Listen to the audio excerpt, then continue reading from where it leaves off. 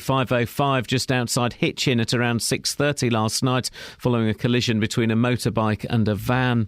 Police are urging 2 drivers to come forward following Monday morning's crash on the M1 in Bedfordshire in which 2 women were killed. The motorway was closed for 9 hours. An 89-year-old woman died in hospital on Tuesday. A 36-year-old woman from Luton died at the scene. Sergeant Richard Cruz is leading the investigation. From other motorists and from witnesses who have come forward are telling us there was a red car and a white van who were close to or involved in the incident, but sadly they didn't remain at the scene. Polls for the Scottish independence referendum open at 7 o'clock. 97% of the Scottish electorate, 4.2 million people, have registered to vote. Voting will take place until 10 o'clock tonight. The result is due to be announced early on Friday morning. Police in Thailand say there is no evidence to link 2 brothers from Jersey to the murder of 2 British tourists. Christopher and James Ware had been questioned by detectives who now say they have no suspects for the killing of David Miller and Hannah Witheridge. Detectives are still questioning a man following the discovery of wartime explosives at a house in St Albans. Police seized guns, hand grenades and artillery shells during the raid in Windmill Avenue. More from Lee Agnew. Residents were evacuated from nearby homes while bomb disposal experts used a controlled explosion to make the military artefacts safe. It's alleged that the 48-year-old man may have obtained them illegally at heritage or protected sites using a metal detector. Police say the unprecedented seizure includes grenades, rifles, mortar shells, ammunition and a large collection of wartime memorabilia which appears to have been dug up. In sport, in the Champions League, Manchester City conceded a last-minute goal to lose 1-0 away to Bayern Munich. Chelsea were held 1-1 at home by German side Schalke. The weather, a cloudy start with brighter spells later, a maximum temperature 24 degrees Celsius. And you can get the latest news and sport online at bbc.co.uk/3counties. Today on BBC Three Counties Radio. From 9. The JVS Show. With me, David Prever, where you can join in the big phone-in and have your consumer problems tackled. From 12. Nick Coffer. With Anne Widdecombe talking about her new novel in which many of the characters bear a not at all subtle resemblance to some of your favourites from Strictly Come Dancing. From 3. Roberto Perroni. The best stories as they happen every single afternoon and the greatest talking points. From 7. Mark Forrest. I'll bring you the best bits from everything that's been happening on BBC Local Radio. Today on BBC Three Counties Radio. Why don't we get the greatest talking points? Not fair. Bear with me. Trying to turn my phone off. It takes a long time because the off button is broken. It's a design fault on the iPhone 5, hence I will not be upgrading to the iPhone 6 until this spontaneously repairs itself. Oh. That'll learn them. Yeah, they're never going to make any money, that lot. Bear with me. They did. You can change where you place your button. It doesn't work because it means I can't turn it on then. There we go, I've done it. I could also go in and get it fixed for free as it's a design fault, but I'm not going to let them get me that way. Morning, this is Iain Lee, BBC Three Counties Radio. We've got a full team in today. Catherine Boyle is there. Yes. Kelly Betts is there. Hello. And Paul Scoynes is over there. Here you see. And, well, you don't want to know where JD is. Where is JD? Public convenience. He actually is. He's in a loo. On today's show, no further action, 24-hour action, and JD's hip action. 08459 455 555. Across beds, hearts and bucks. This is BBC Three Counties Radio.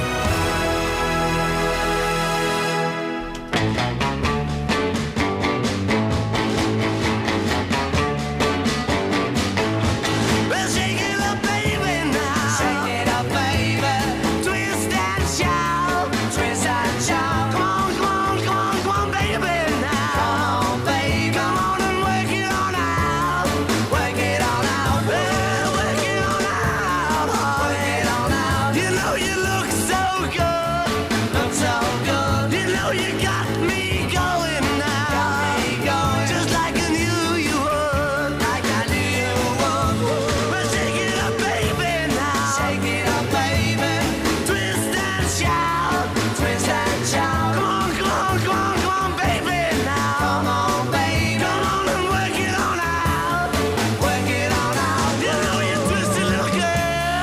twist little girl. You know you twist so fine, twist so fine. Come on and twist a little closer now. Twist a little closer. Let me know that you're mine. Let me know you're mine.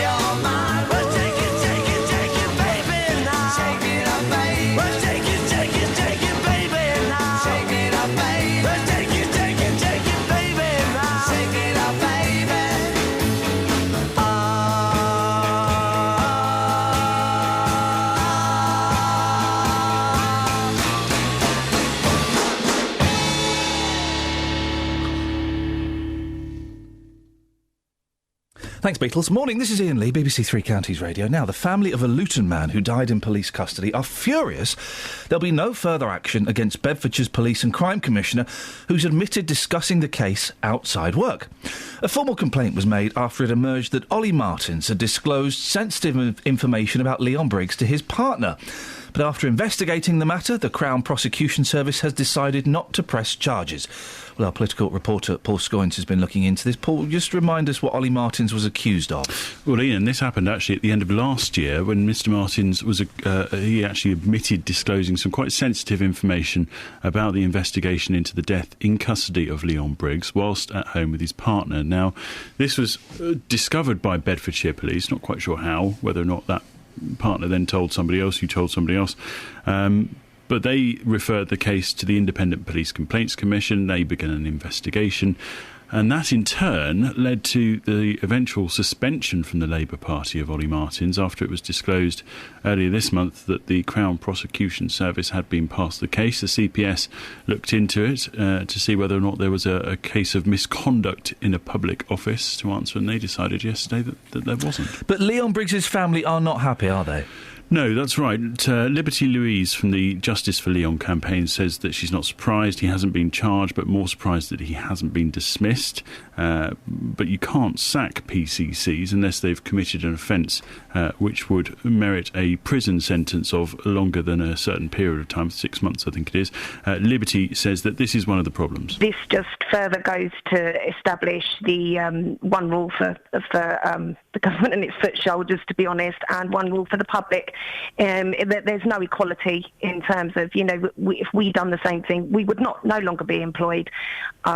We wouldn't be able to go into the police force or into whatever area of work we worked into and work again because of that breach of trust. Now, Liberty says that there's been no apology to the family of Leon Briggs, and all of the focus on Ollie Martins has actually distracted from this IPCC investigation into the death of Leon. OK, now, as you said, this was a private conversation between Ollie Martins and his partner. What do we know about it? What exactly did he say?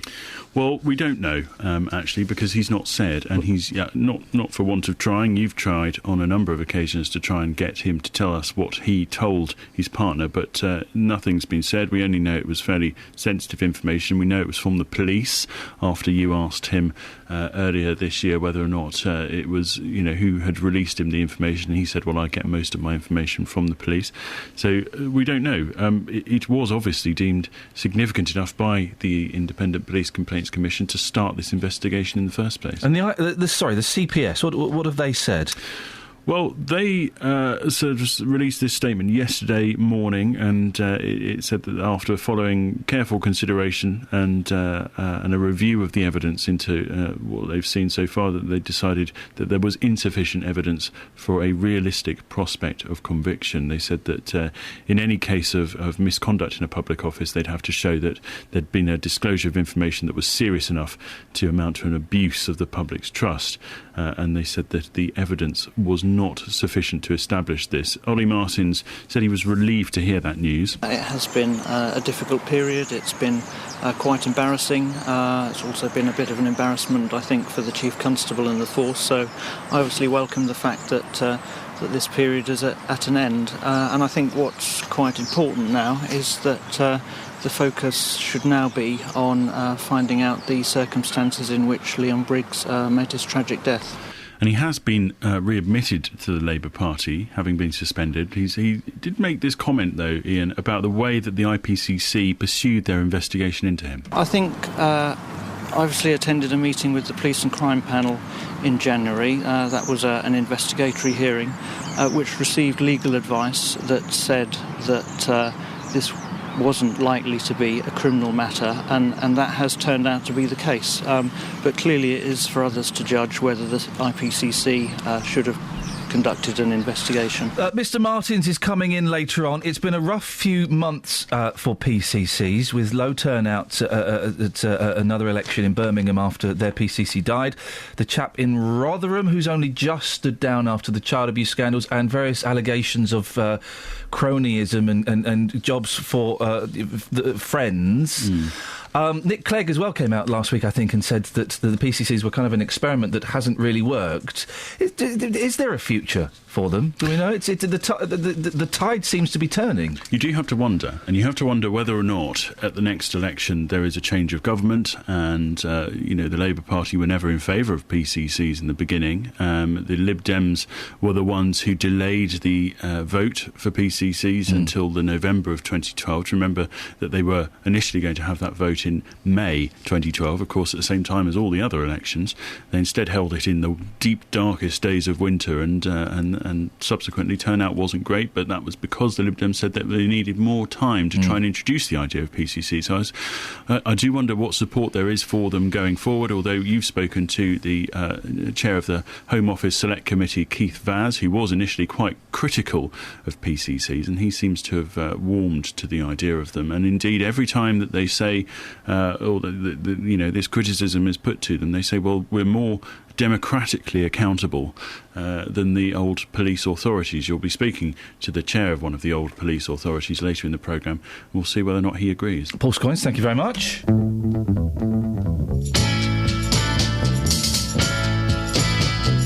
All men must have someone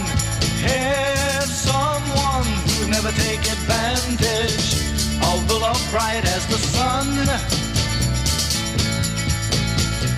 Someone to understand them, and you just may be the one. All men must have someone who will never take for granted all the pleasures and the fun. Someone to stand beside them, and you just may be the one.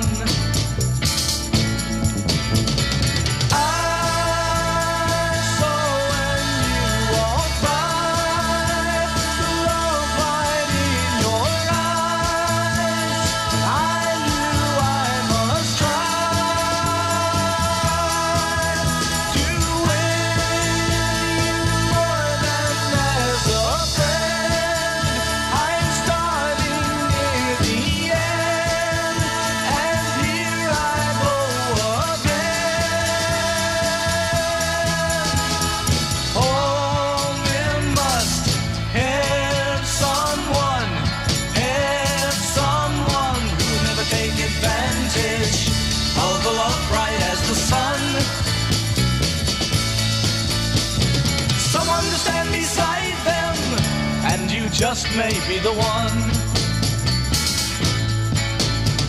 Someone to understand them, and you just may be the one. I'm trying to teach Paul Scoins how to play the piano while that song was playing, and I can't draw a piano. Catherine? Yes. Could you draw me a piano, please, so I can teach Paul Scoins how to play the piano? Yeah. Excellent stuff. Let's get the travel while she's doing that. Travel news for beds, cards and bugs. BBC Three Counties Radio. We're starting off this morning in Hemel Hempstead on the A41. At the moment it's closed heading northbound between the Hemel Hempstead turnoff and London Road. Now that's following an accident that happened earlier on this morning. Taking a look so far at the M25, that's moving well, but to expect delays between junction 25 for Enfield and junction 27 for the M11 as those major road works continue there. Taking a look at the trains and seeing delays of up to about 15 minutes at the moment on Thameslink between Bedford and St Pancras, and that's due to an earlier signal failure. Nicola Richards, BBC Three Counties Radio. Thank you very much. Right, it's 6:16. It's Thursday, the 18th of September. I'm Iain Lee. These are your headlines on BBC Three Counties Radio. The family of a man from Luton who died in police custody say the Bedfordshire Police Commissioner should resign. Ollie Martins admitted passing on information about Leon Briggs, but the Crown Prosecution Service has decided not to press charges. A man has died after the car he was driving crashed in Bedford last night. The incident happened in Park Avenue at around 11:30. And a police investigation is continuing in St Albans following the discovery of wartime explosives at a house in Windmill Avenue. BBC Three Counties Radio.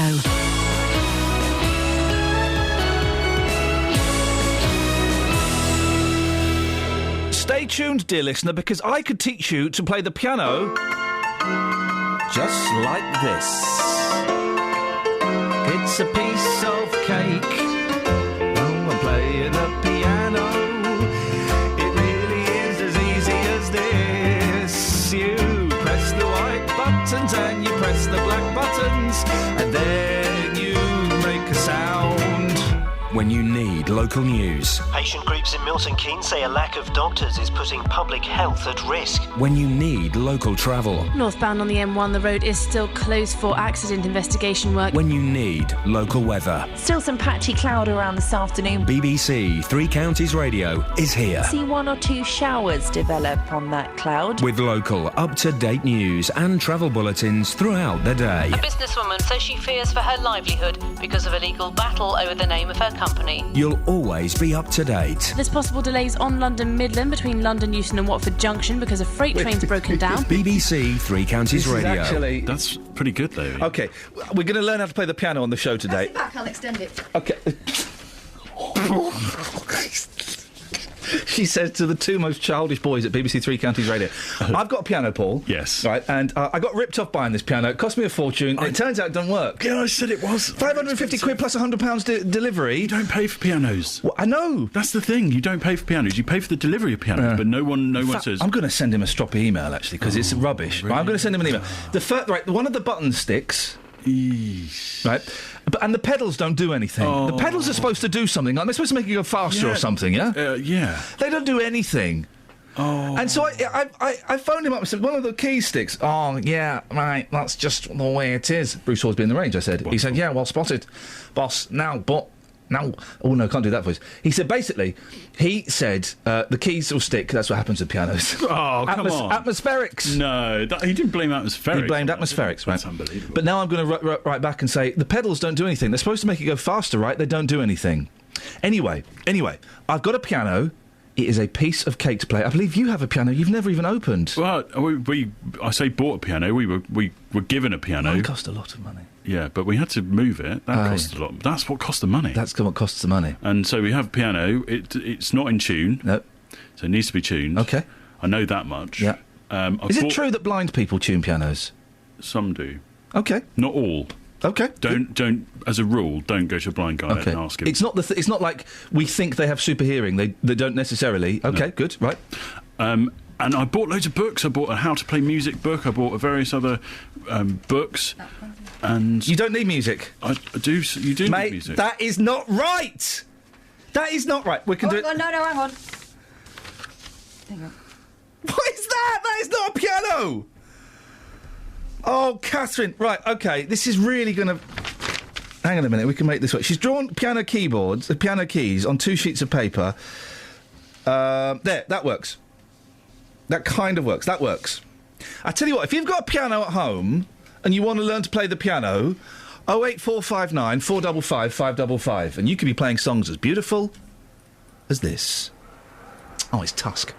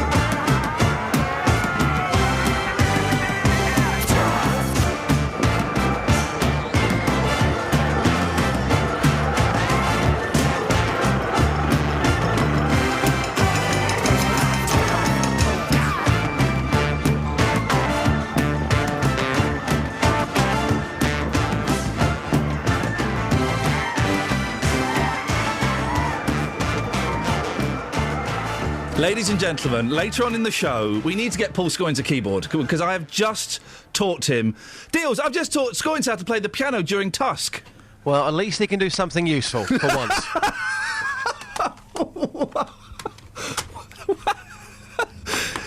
That is harsh but fair.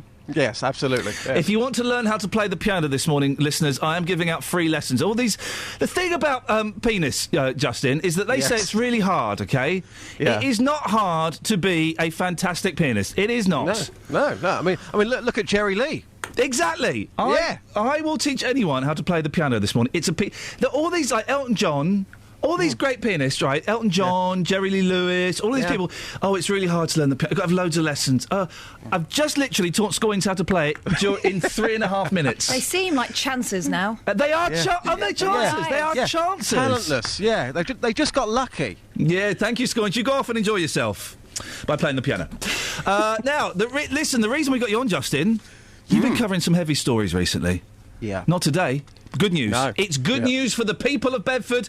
Your town, dear listener, is one of the best places in Britain to get shorts. Get caught short. The new public loos in Lurk Street. Lurk Street? will be open 24 hours a day, which in the days when you'd be lucky to find a convenience that hasn't been boarded up is not to be sniffed at. Who writes this stuff? Me, it was good, wasn't it? Well, while it lasted. Justin, you have been checking out these fantastic new loos for us, haven't you? Absolutely. Now, Ian, come on, how many times have you been somewhere and you've not been able to find a public toilet? I bet that happens all the time. Literally every day of my life, my friend. Yeah. You know me, I'm getting older. Not here in Bedford. These toilets, as you say, they are 24 hours a day in Lurk Street. I have to say, they are absolutely beautiful. Oh, great. 2 cubicles, they've got some lovely blue lighting, crisp white tiles, and the shiniest mirrors you have ever seen. Wow. Very, very impressive. They open this week, but who cares what I think? Yeah. I've actually been inside the toilets this morning with the people of Bedford. 2 cubicles inside there.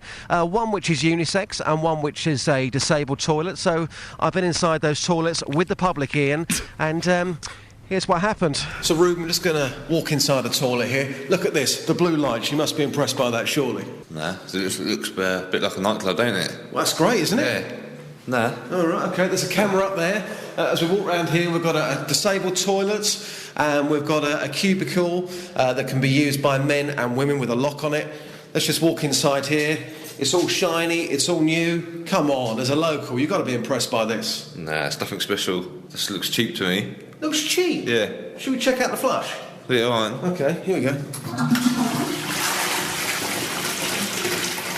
I'll probably score that as probably, what, 8 out of 10? What about you? Yeah, same as probably. Yeah? 8? OK, at least we agree on something. Thanks for your time. Oh, thanks for that. What about you, sir, as a local, standing inside the toilet with me? How do you rate the smell here? It seems to be quite fresh, doesn't it? Yeah, very, very fresh. Yeah, it's looking good. It's brand new. Nice. So you're very impressed by the surroundings. Yeah. Well, what do you think about the lighting over here? If we just move out of the cubicle for a second, we can see the blue lighting here with the camera. I can see a bit of chic there, but also a bit of safety mixed in as well. Yeah, you're right. Just lastly, out of 10, how would you describe these toilets out of 10? Yeah. Yeah. How would you score them out of 10? 9. 9.5. No, yeah. Excellent. Yeah, 10. Yeah. A 10 now? Yeah. Nice to meet you in unusual circumstances. Thanks for your time. Yeah, thank you. It's Pete who's just come out of the toilet. Pete, how would you rate the experience in there? Very good, actually. Yeah. Very, very good, yeah. It's clean, it's tight, it's just been refurbished. Really nice. So you feel quite good about it? There's a feel-good factor about this toilet? Oh, yeah, 100%. As I say, it's new. So let's keep it that way, new and fresh. Yeah, as long as it don't get vandalised, they'll be all right, yeah. Great stuff. Thank you very much indeed for the toilet feedback. No worries. Gosh, Justin, you really do live the dream there. Absolutely. I think sometimes, Ian, when you come to stories like this, don't just stand outside like every other radio station. Go in there with the people and see what they think. The feedback has been fantastic so far. You were talking to the council later on. And, I think that these toilets are something the people can be proud of here in Bedford. Have you used the facilities yourself? No, give me 10 minutes and I'll be in there. OK. I'm being told by Catherine why they have blue lights in the toilets. Yeah, it's not a design thing. I know it's a bit sort of retro and 80s, and it's probably something you've got at home, Justin, a bit of blue lighting. No, do you know what? I'd love to have blue lighting in my toilet. Do you know what it's for, Jules? No, go on. So you can't find a vein. Is that what it is? Yeah, so people can't shoot up in there. No. Yeah. Well, I tell you what then, that's got a double purpose, because that sounds like a great idea. And it's secondly, chic too. It looks chic. Chic with safety here in Bedford. It's absolutely fantastic. Justin.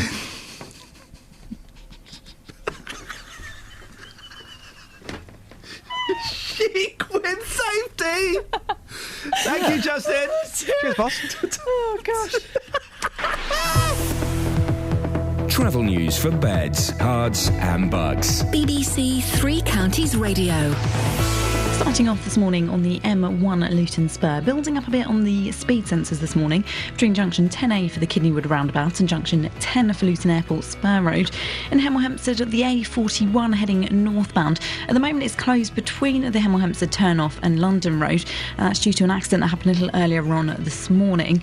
Taking a look at the M25 heading anti-clockwise, starting to build now between junction 21 for the M1 and junction 20 at Kings Langley. And on the train, seeing delays on Thameslink at the moment between Bedford and St Pancras, and that's due to an earlier signal failure. Nicola Richards, BBC Three Counties Radio. Across beds, hearts and bucks. This is BBC Three Counties Radio.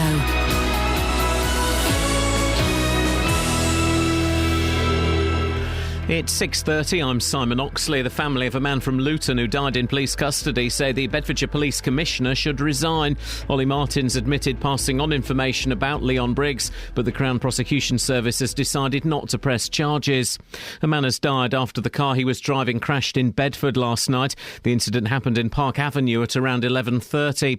Polls for the Scottish independence referendum open at 7 o'clock this morning, and a police investigation is continuing in St Albans following the discovery of wartime explosives at a house in Windmill Avenue. Three Counties Sports. BBC Three Counties Radio.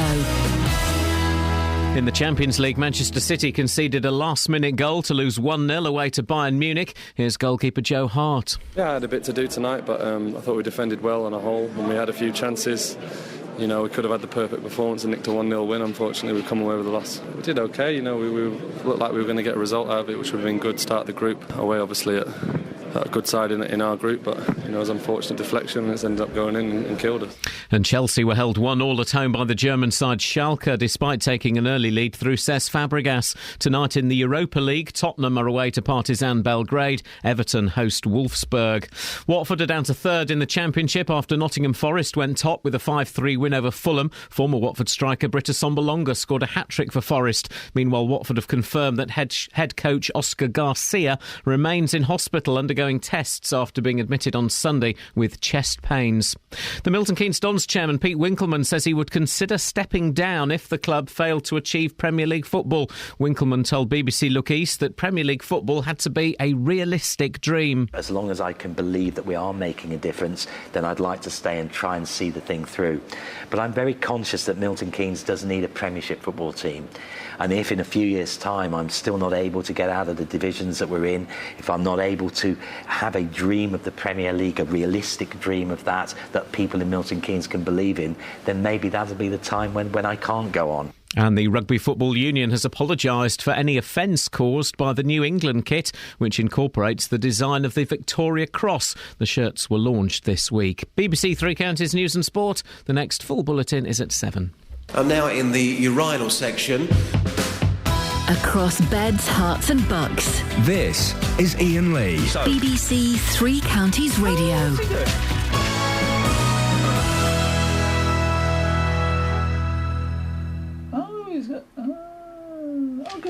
Good for him.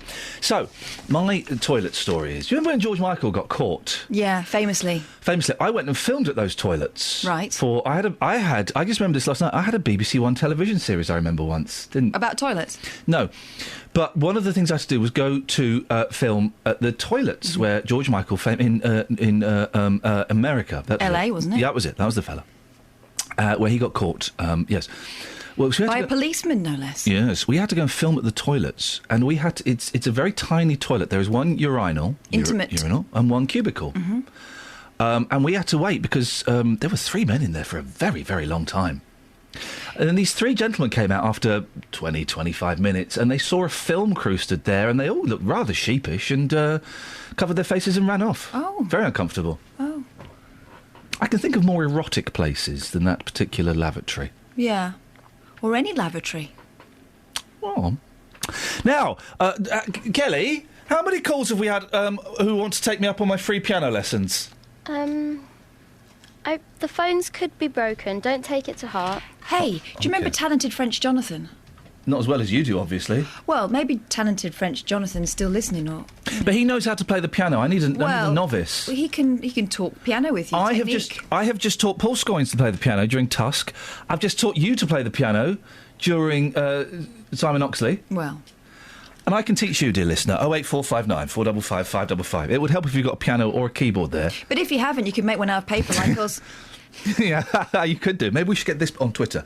Anyway, the papers. There's not a lot in them, is there? No, there's your mate in there. Mackenzie's got a TV series, yes. Yeah. Yes, writing, directing and starring in a new comedy is uncharted territory for Mackenzie Crook. Yeah. It's not really, though, is it? He's written stuff before. He's not directed it.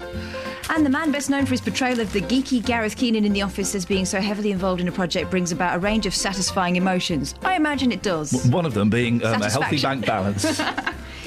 In a number of acting jobs, I've not felt particularly involved. So, So anyway, good for him. Good for him. You can get extra wide, cosy feet shoes in the Daily Express. There really is not a lot in the papers today. And Beyonce's been airbrushed. Have you seen this picture of her? You can DIY, can't you? Bikini body is beyond belief. Beyond belief. Yeah. Beyonce's bootylicious body may not be quite so flawless after all, judging by this snap she posted on her website. It's a picture of her in a bikini, looking very slim, walking down some steps of a yacht. But if you look twixt her thighs, all is not as it seems. No, there's something there that shouldn't be. It's a wonky step. Yeah. Basically, thighs and her arms have been airbrushed, but not airbrushed particularly well. And the stairs are all to cock, basically. Unless she's got a problem with the yacht. They are expensive and times are hard. Maybe she's just not fixed the step. An expert says the image looks to have been doctored with the liquefy tool used in fashion photography to make subjects look thinner. Why can't we just get rid of this airbrushing? Let's just see people for what they are, people. Flawed, because human. We've seen Beyonce on stage. We know what she looks like. She's a fine figure of a woman. Ain't nothing wrong with that. At BBC3CR on Twitter, you can see a picture of myself and Mr Paul Scoynes. Just Have you been liquefied? No, we've not been liquefied. That's us in our natural beauty. And boy, oh boy, ladies, and indeed some gentlemen, I'm not bothered. Don't we look hot? You see, you don't need to liquefy. We look hot. I look really old. I had a haircut yesterday. I had a nut cut. And, you look swarthy today, that's what it is. In that picture, you look swarthy. I prefer suave.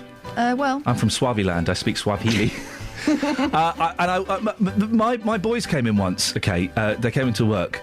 And they met Justin briefly, that's all I would allow. And then, like, about 6 months afterwards, I was explaining to my boys about work, and I mentioned Justin, and they said, "Oh, who's Justin?" I said, "Oh, you've met Justin." No, you've met Justin. You remember you came in? Yeah. You met Justin? No. Tall fella, got blonde hair? No.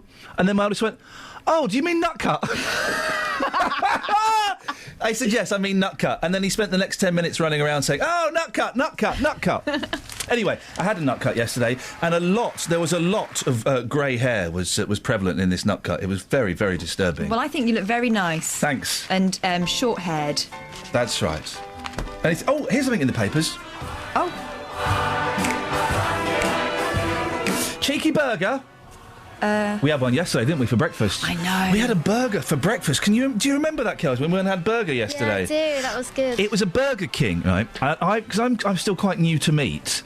I have never eaten meat from a Burger King. It was like going on holiday with an alien. We went to Burger King, and this is the first person I've ever met who had to say, "So what's good today?" I'd never had meat in a Burger King. And I said to the lady, "Listen, this is my first time eating... I've eaten meat in the other place, in the Insane Clown Shop.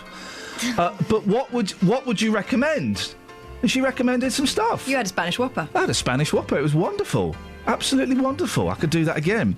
Anyway, cheeky burger. PC blocks disabled bay to grab his McDonald's. Oh. Silly sausage. A peckish policeman blocked a disabled parking bay and left his car on yellow lines to get a McDonald's lunch.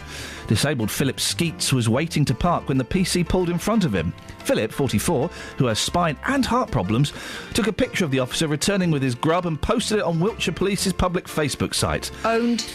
But they removed the snap within minutes to spare the copper's blushes. But Philip said, "I thought he was on call, but it was apparent he had all the time in the world. I was gobsmacked when I saw him walking back with a bag of McDonald's 10 minutes later." Lots of people were shaking their heads and tutting. You can't do nothing these days without someone taking a picture, and quite right too. Bang to rights.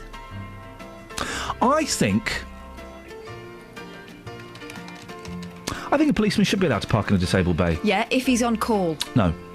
Not if he's hungry. No. Come on. Those guys and girls... Okay, Ian. Sorry? Hi. What if you were out with your mum? Yep. And you went to park in the disabled bay, but there wasn't one because a policeman was in it? He's 10 minutes, he's getting a burger. Fine. How do you know he's getting the burger? He's parked outside McDonald's. There's a picture of him with it. Yeah, but are you willing to wait 10 minutes? Or would you park further away? Drive somewhere else. Would it not annoy you? A little bit. Listen, his job is far more important than this rubbish, OK? And I regularly park in disabled bays. I don't, it's a joke. I think a copper should be allowed to. Look, if he's attending an incident, he should park where he wants. Yeah. The closest place to the incident. If his incident is a hungry tummy, I'm sorry. Suppose that he's just been Walk to a an bit incident and further. he's traumatised. Anyway, should be eating that stuff. You'll never be able to jog on that. He's a good-looking fella. 0845, and I'm genuine about this. No, 08. you're not. Yes, I am, mate. No. Oh, don't say what I can't believe it. I can't believe that you would say something so daft. Please don't tell me what I'm genuine about and what I'm disingenuous about, OK? 08459 455 555. It's obvious coppers should be allowed to park in disabled bays. Who else should be allowed Not to? on a lunch break, though. Oh, Come on. mate. Iain is on the line. Morning, Iain.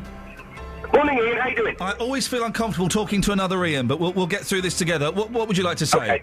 Okay. Policemen and policewomen get free McDonald's. Do they? I'm not sure if it's the food, but I definitely know they get free tea and coffee at McDonald's. And I was told this, and I asked the policeman, and he said, "Yeah." It's all the good work they did. They put in. Remember all those years ago when McDonald's was being plagued by that thief, Hamburglar. the Hamburglar. Well, it's thanks to the work the police put in that the Hamburglar is locked up behind bars. That's right. But I said to him, "Is it true?" And he said, "Yeah." He said they're quite happy for it to have to stop antisocial behaviour. They're quite happy to have a police car in the car park, Brilliant. and they give them free tea and coffee. That is brilliant. That is brilliant. Well, except it's contributing to police obesity. And it's potentially bribery, but apart from that, it's brilliant. They should be allowed to park in disabled bays, shouldn't they, Iain? No, they shouldn't if a disabled man with spine and heart problems is waiting. What if he just had spine problems? If he just had spine problems, then he can probably wait there. But if he's got heart problems as well, he shouldn't have to wait. Iain, thanks very much. Right, two things. Measured response. Already I can see how this show is going. We'll get Justin on in a bit. Who should be allowed to park in disabled bays? Because I do think it's one of those things that we do get a little bit sniffy about. And I think the police officer should be allowed to park there. I think it's one of the things that you should have a principle about. Call it sniffy, call it right. Just leave it alone. If you don't need it, walk a bit further. I mean, no car park is 3 miles long. 08459 455 555. Three things, OK? And I want to prove Kath wrong on all three things. Which you won't. First one, police officers... 4 things. First one, police officers should be allowed to park in disabled bays. Right. Yes, if there is... I'm trying to sum up, yeah, Kath. Yeah, I know you are, but you're not taking the subtlety of my argument, and I feel that that's doing me a disservice. It's hard to take the subtlety of your argument with such a strong northern accent.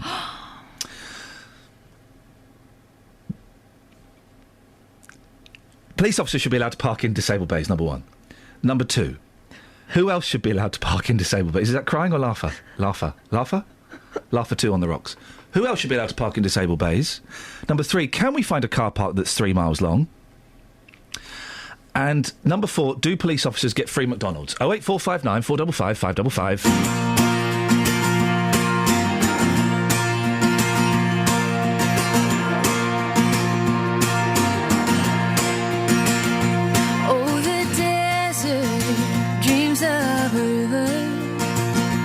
that will run down to the sea, like my heart longs for an ocean to wash down over me. Oh, won't you take me from this valley to that mountain high above? Oh, I will pray, pray, pray till I see your smiling face. I will pray, pray, pray till I love. Oh, the outcast dreams of acceptance just to find pure love's embrace. Like an orphan longs for its mother, well, may you hold me in your grace. Oh, won't you take me from this valley to that mountain high above? Oh, I will pray, pray, pray till I see your smiling face.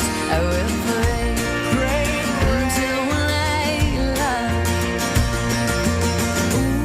Ooh,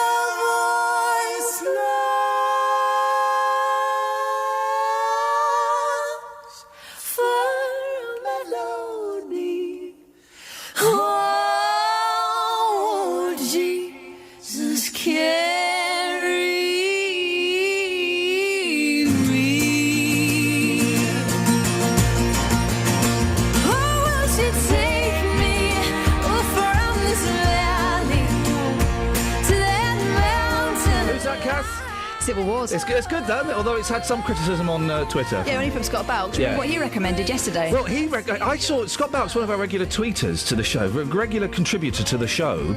I was driving into London yesterday, and on the A4 there's a big poster for Lidl. Scott Balcony's plastered all over it.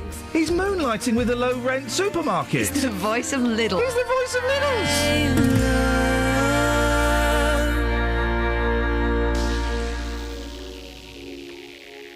Share? We've gone into Share. Whoa, and tell me, that's somewhere you definitely don't want to go into.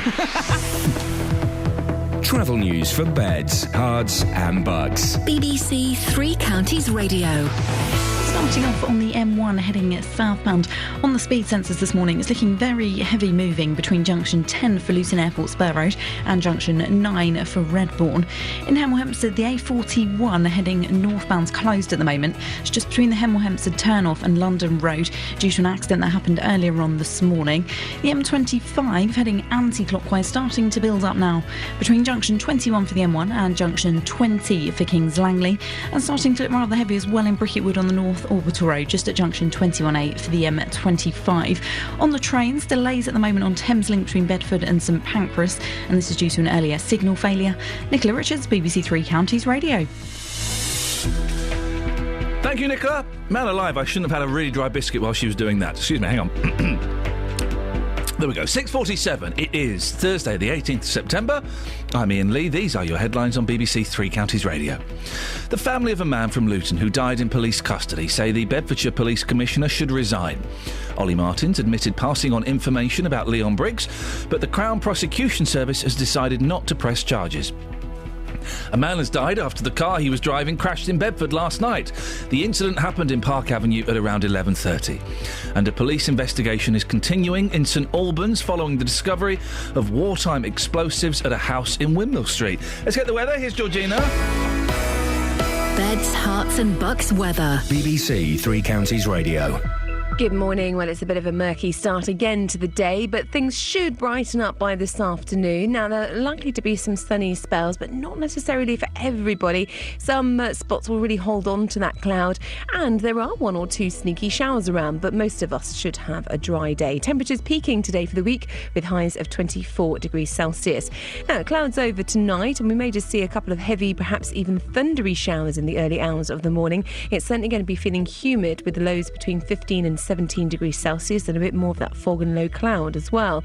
Now, tomorrow, a cloudy day generally. Any sunny spells are going to be few and far between, and we've got some heavy thundery showers around as well, but they're going to be pretty scattered, so again, we won't all see those. Temperatures up to about 22 degrees Celsius. It's going to be feeling increasingly humid. The same goes for Saturday as well, but we'll have fewer showers around after a cloudy start. Sunday, a fresher and brighter day though altogether, particularly by the afternoon, much brighter. And Monday, early morning mist, but then a fresher and brighter day. And that's your latest forecast.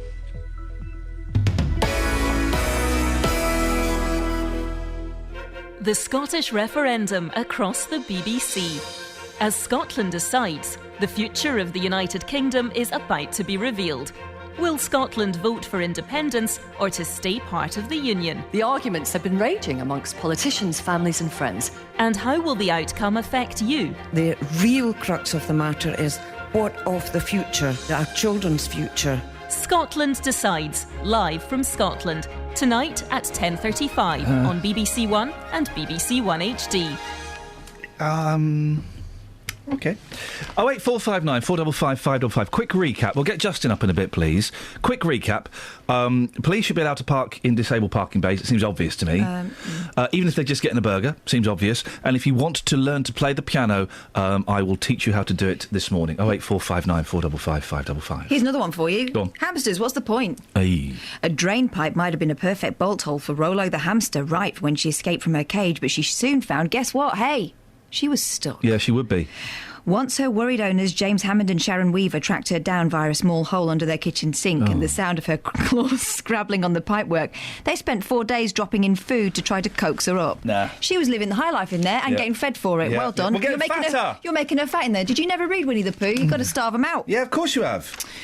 Eventually, though, they realised she was simply making herself at home in the pipe and enjoying her hand-delivered meals. Like we said, we should be animal behaviourists. OK, sure. It was time to call in expert help in the form of a vet? No, drainage engineer. Darren Hatfield. Suck it out. He used a small camera to pinpoint Rollo's location There it 3 is. metres down. Next, he pushed a small piece of mesh into the pipe. Why? Ladder. Hey, that is genius. And dropped in a peanut attached to a piece of string. It worked. A treat. Treat, get it? As Mr. Hatfield slowly withdrew the nut, Rollo followed. She's now safely back in her cage in her owner's Sheffield home. She's got big padlocks on her cage, and it won't happen again, said Mr. Hammond, tempting fate. My mum's cat lived in a wall. The Anglo-Saxons used to do that for luck, you know. What, live in a wall? Put a cat in the wall. New house. Very nervous cat. Got into a hole in the wall. We couldn't find the cat. We thought it had escaped. I heard it crying one day, so I had to stay up for 2 nights in a row to wait for it to come out to get some food and then manhandle it and then cover up the hole. Hang on, so it was coming out to get food and then going back in? Yeah. Own fault, then. Oh, it was nuts. It was a nuts cat, actually. It was a very... anyway, it's a whole different Maybe story. he just wanted a bit of quiet time. It did. The cat was all over the shop. Justin Dealey. Hey, boss. You all right, fella? Yeah. Have we got Dom? I was going to say, but before we start, can I say a couple of quick thank yous? I suppose so. Yeah, OK, thanks for all the comps on the street yesterday in St Albans. I was welcomed there with open arms. And again, a big thank you to Peter Andre. We had some great feedback on the new jingles yesterday. So, Pete, I did say to you last night, I would say this publicly across Beds, Hearts and Bucks. You spoke to him last night, did you? Yeah, big thank you once again, Pete. Really appreciate on it. ISDN again? No. We were texting last night. I suppose you could call that talking to each other, but yeah, we were texting, having some text bants, you know. Were you frexting? No, Okay. just texting. What have we got you doing this morning? I feel you're going to get off lightly today. No, listen, at the moment I'm live in Bedford. I'm outside the new Lurk Street public toilets. These, of course... Not the home of the big tour. We just have to stress that for legal reasons. Absolutely. These new toilets are open 24 hours a day. They are absolutely beautiful. So at the moment, I'm just literally going in and out of the toilet with the people of Bedford to gauge their reaction to them. And you will hear that at 7:20 with Bedford Borough Council. So that's what I'm doing at the moment. Can you think of anything more terrifying than being cornered in a public toilet by Justin Dealey? By a big lad with his microphone out. Can we also, Justin, there's a story in one of the papers today. A police officer is being lambasted for parking in a disabled parking bay while he went to get his lunch. Now, well, no, I think that's all right. I think coppers should be allowed to. Why? What do you mean, why? Why? Because they do a really serious, important, dangerous job. Okay. Give them 10 minutes parking so they can go and get a burger. No. Let me give you one quick example here, OK? Now, because I'm a manly man and a normal man, unlike you, I go to the football most weekends. Now, when I go to Luton Town, they've got a fish and chip shop there. Beautiful. And I've seen this happen a couple of times. The police come along and they park outside the chippy on double yellow lines and they go in to get their food. Beautiful, well done. If a member of the public came along and did that, well... they'd be in trouble. So what's the big difference? Well, the member of the public is not doing a serious, important job that could potentially save lives. The police officer is, mate. So buying fish and chips is saving lives, I tell you what, would you rather your police officers got their lunch, quick, double sharp... Is that a phrase? They got their quick, sharp double time. Yeah. Or that they wasted 10 minutes trying to park. Then have you got any change for the car park? Then they've got to go and get some change. And then they've got to walk down to the chip. So they waste like an hour and a half getting their lunch. Ian, if there was a big emergency, they wouldn't be getting lunch in the first place, would they? Enough said. Oh, yeah, your police officers shouldn't eat. You're right, actually. Yeah, good point. No, they should eat. But if there was an emergency, what are they going to do? Oh, I'm really hungry. I've got to eat first. Of course you're going to go. It's like me. The emergency's got nothing to do with it. Kath, talk to him. No, he's right. What? Yeah, absolutely. You never agree with Dealey. I do this time.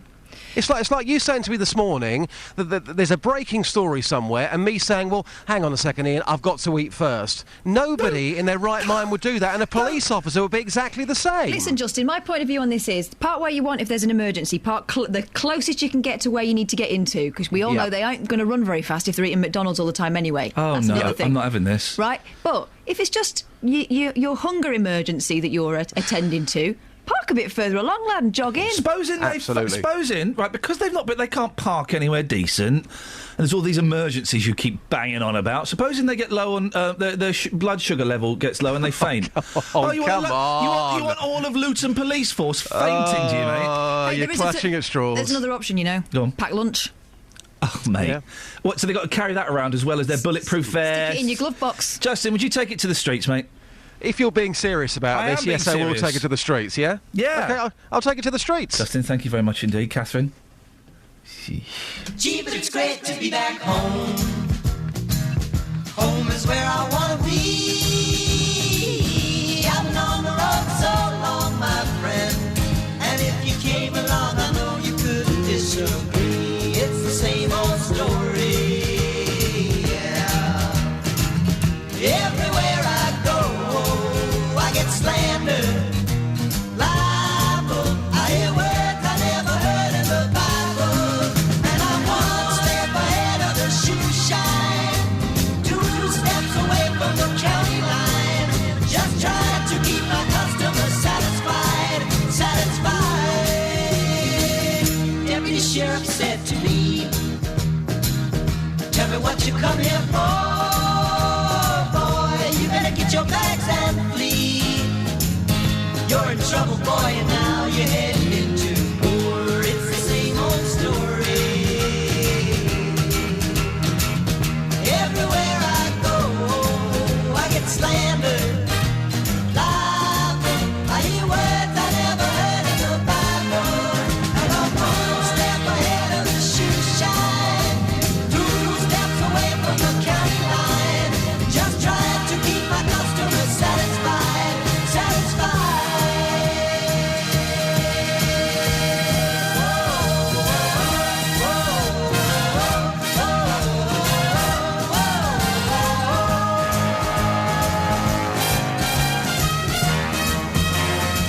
But it's the same old story. Everywhere I go, I get slandered. Libel. I hear words I never heard in the Bible.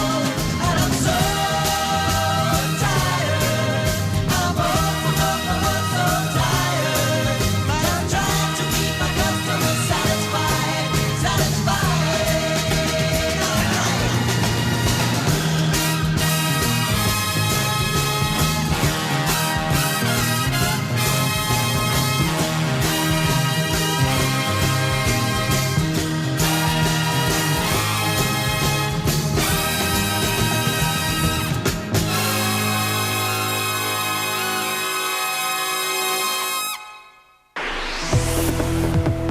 Travel news for beds, cards and bugs. BBC Three Counties Radio. Starting off on the A1M heading southbound, very slow on camera between junction 7 for Stevenage and junction 6 for Welwyn Garden City.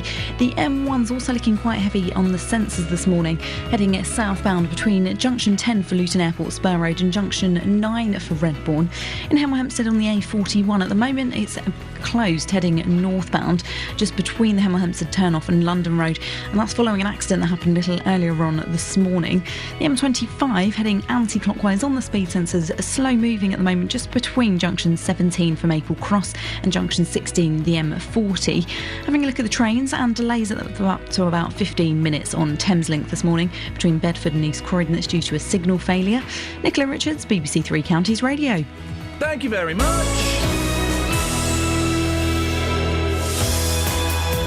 Right, coming up, do you want piano lessons? I can give them to you. And seriously, police officers, they should be allowed to park in disabled bays if they're getting their lunch. It seems obvious to me.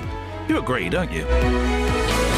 Local and vocal across beds, hearts and bucks. This is BBC Three Counties Radio.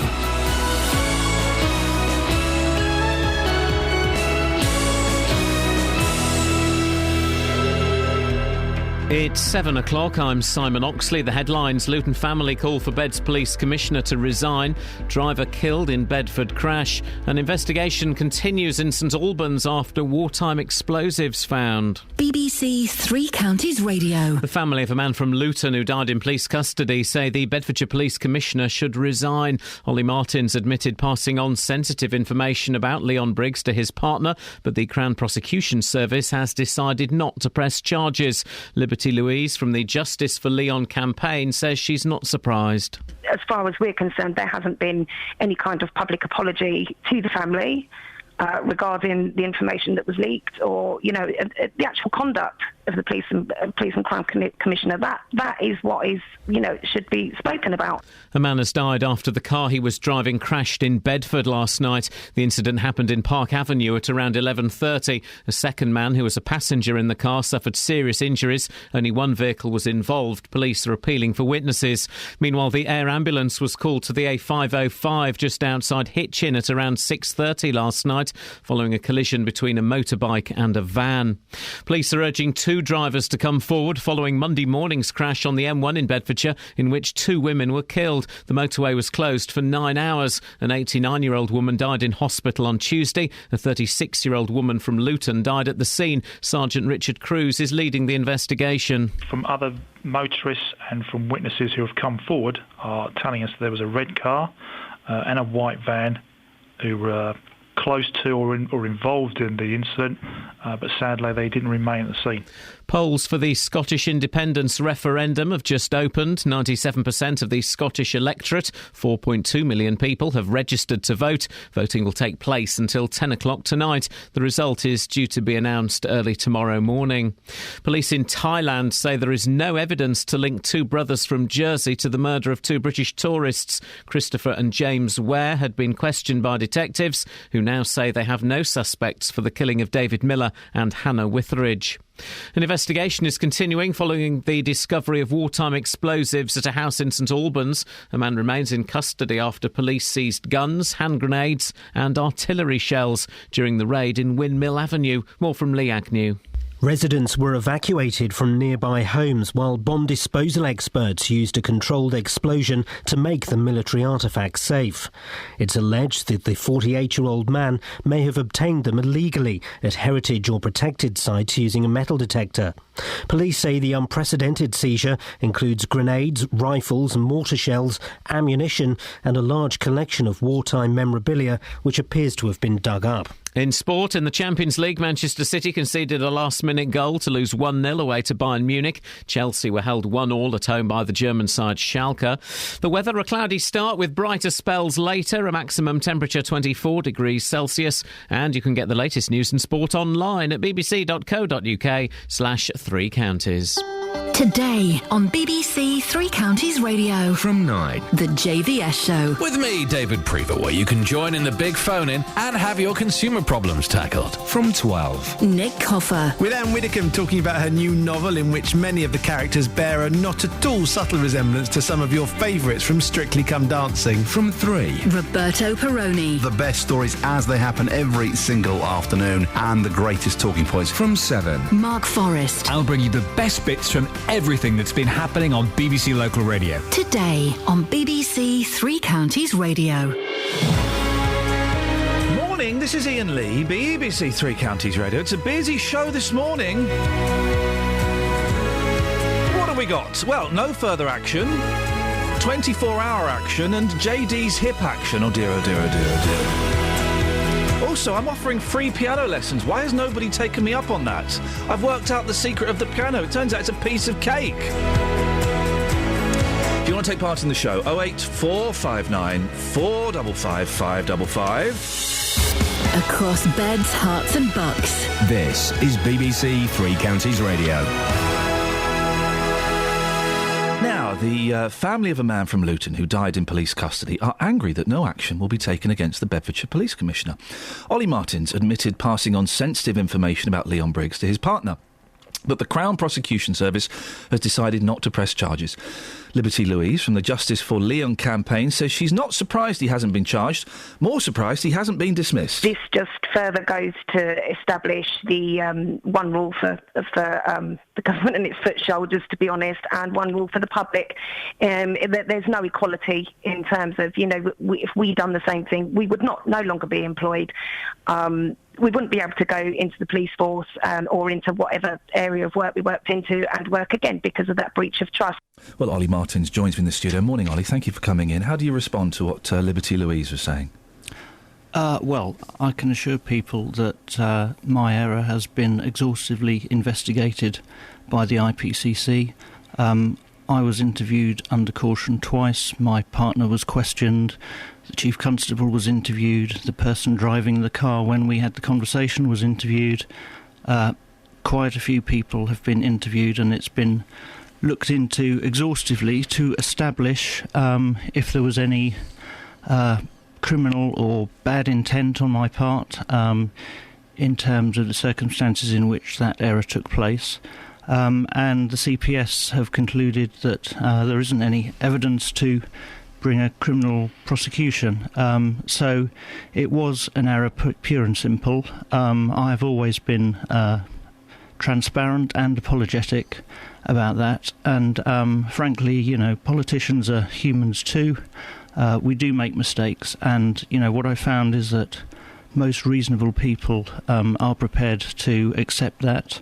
You know, in the circumstances that I've been open and apologetic about the error that I made. What did you say to your partner? The information that I discussed is still sensitive. It's still an ongoing case, investigation by the IPCC, so I are clearly not going to... OK, so it was sensitive police information that you were privy to. Two things strike me, Ollie. One, why were you saying sensitive police information to your partner? I was discussing a difficult day, and I clearly overstepped the mark in terms of what I shared with my partner about that difficult day.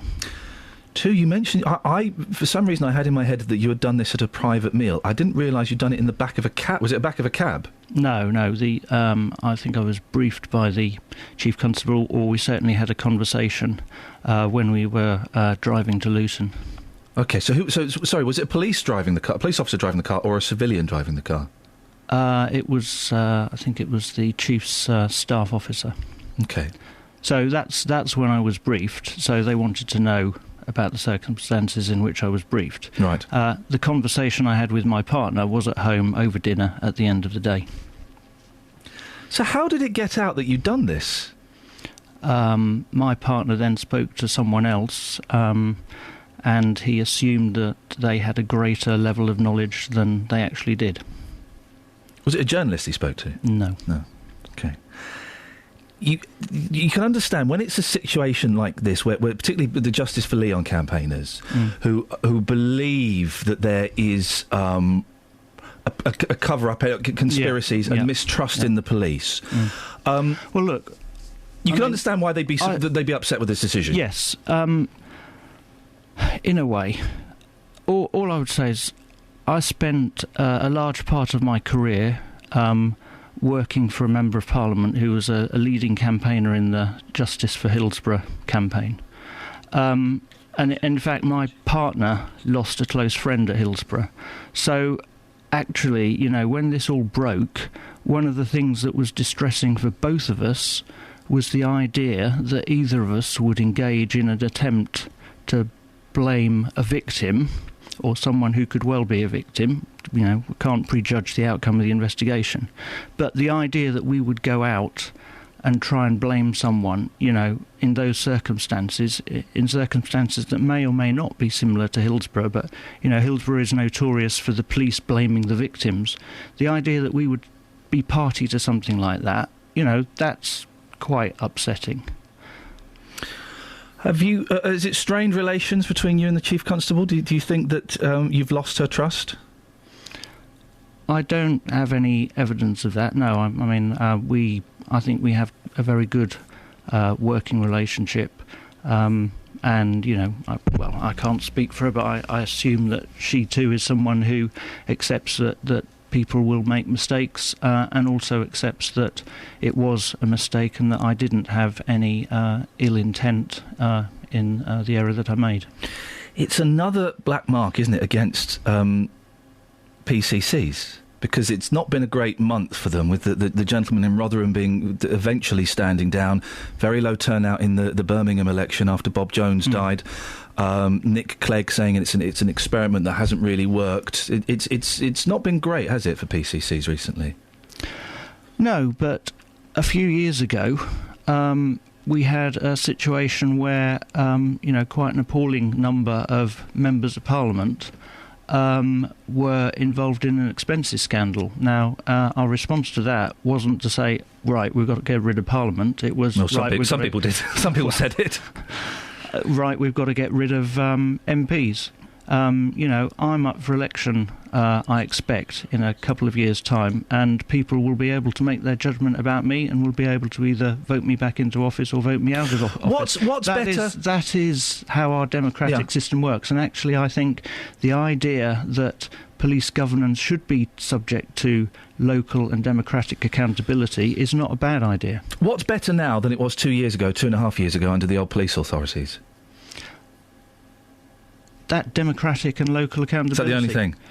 Well, I think it's important, and I find, one of the things I did a couple of weeks ago was I spent a lot of time with my interns blitzing around the county, speaking to people in places like Luton, Bedford, Ampthill, some of the villages in Bedfordshire, and we conducted about 500, almost 500 face-to-face interviews. And, what I found is that actually when you ask people about some of the strategic issues in policing, they're quite keen to have their say. Not keen enough to go and vote, though. 85% of the electorate didn't. No, that's right. I mean, we are struggling against a situation where the bodies that we replaced in terms of police authorities were not that visible. People are not that clear about police governance, and we're obviously going to have to work hard to establish that credibility. But as I say, when I start to engage with people about my role and strategic priorities for policing and so on, people do like to engage, do like to have their say. And I think it's far better that we have a system that is local and democratic and accountable than what you had previously, which was, police forces basically responding to the diktat of the Home Secretary in Whitehall. We've got this amazing exercise going on in Scotland today, where people seem to be reacting against, heavy control from London. We have to be careful what we say about that, because I believe there is a purda going on. So we have to be a little bit careful what we say about Scotland. I'm just saying there's this big exercise in democracy, and people keen to have their say about whether their affairs should be run from London or not, and whether that works or not. And, I think... The same thing applied to the PCC. Did you nearly resign? How close did you come to resigning? I've paid very close attention to whether the people that I've got to work with, such as the Chief Constable, and whether the public have continued to have confidence in me. And by and large, I have found that it, because I have been open and apologetic about my error, and because people accept that there was no ill intent, there hasn't been too detrimental an impact on that level of public confidence. A couple more quick questions. Your deputy resigned rather suddenly, and recently. What happened there? Well, this is a sensitive issue that I will say is completely unconnected to the other issue that we've been talking about, but unfortunately it's a sensitive issue that I can't talk about. It would seem that with this story and with your deputy and the story we're talking about, that I can understand why there is sensitivity, but it doesn't sound any more accountable than the previous system. If the deputy has stepped down, surely the public have a right to know why she stepped down. There doesn't seem to be any accountability there. Given the sensitivities, I'm afraid I really can't. So there's no accountability on that? Well, there may well be a time and a place when I am able to be more frank about what's happened, but it's not at the moment, I'm afraid. Is she closely connected to the Leon Briggs investigation? No, it's not got anything to do with her stepping down has nothing to do with Leon Briggs at all? No, nothing at all. We got an email saying nice things about you. I know. I know. This is from Mark in Bletchley. Morning, Ian. I quite admire Ollie Martins for coming on the radio with you and holding his hands up. We all make misjudgments in life. Good on him. Oh. There's a surprise. Thank you very much, Mark in Bletchley. It's a pity you won't be able to vote for me because you're in Bucks, not Bedfordshire. In the wrong place. Ollie, thank you so much for coming in. Appreciate your time this morning. OK. 08459 455 555. Travel news for beds, cards and bugs. BBC Three Counties Radio.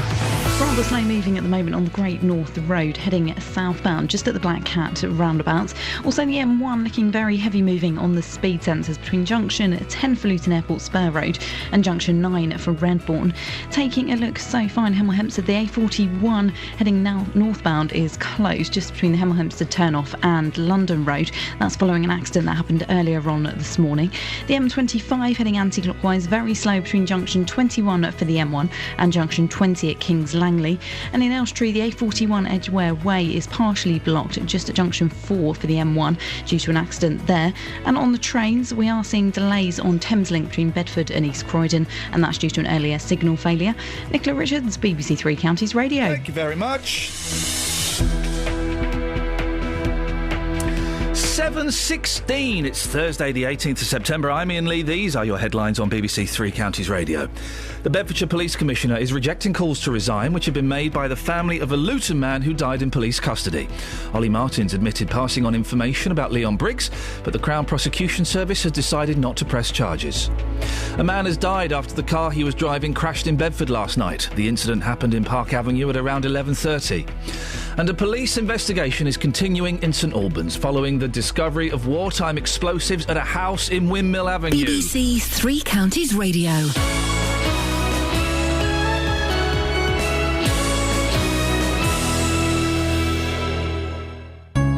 Three Counties Sport isn't just about hearing your team in action. Seals a famous victory here! What drama we've had! It's about the managers. You've got to make the most of your openings, and we perhaps haven't done that, and haven't done it so far this season, if I'm honest.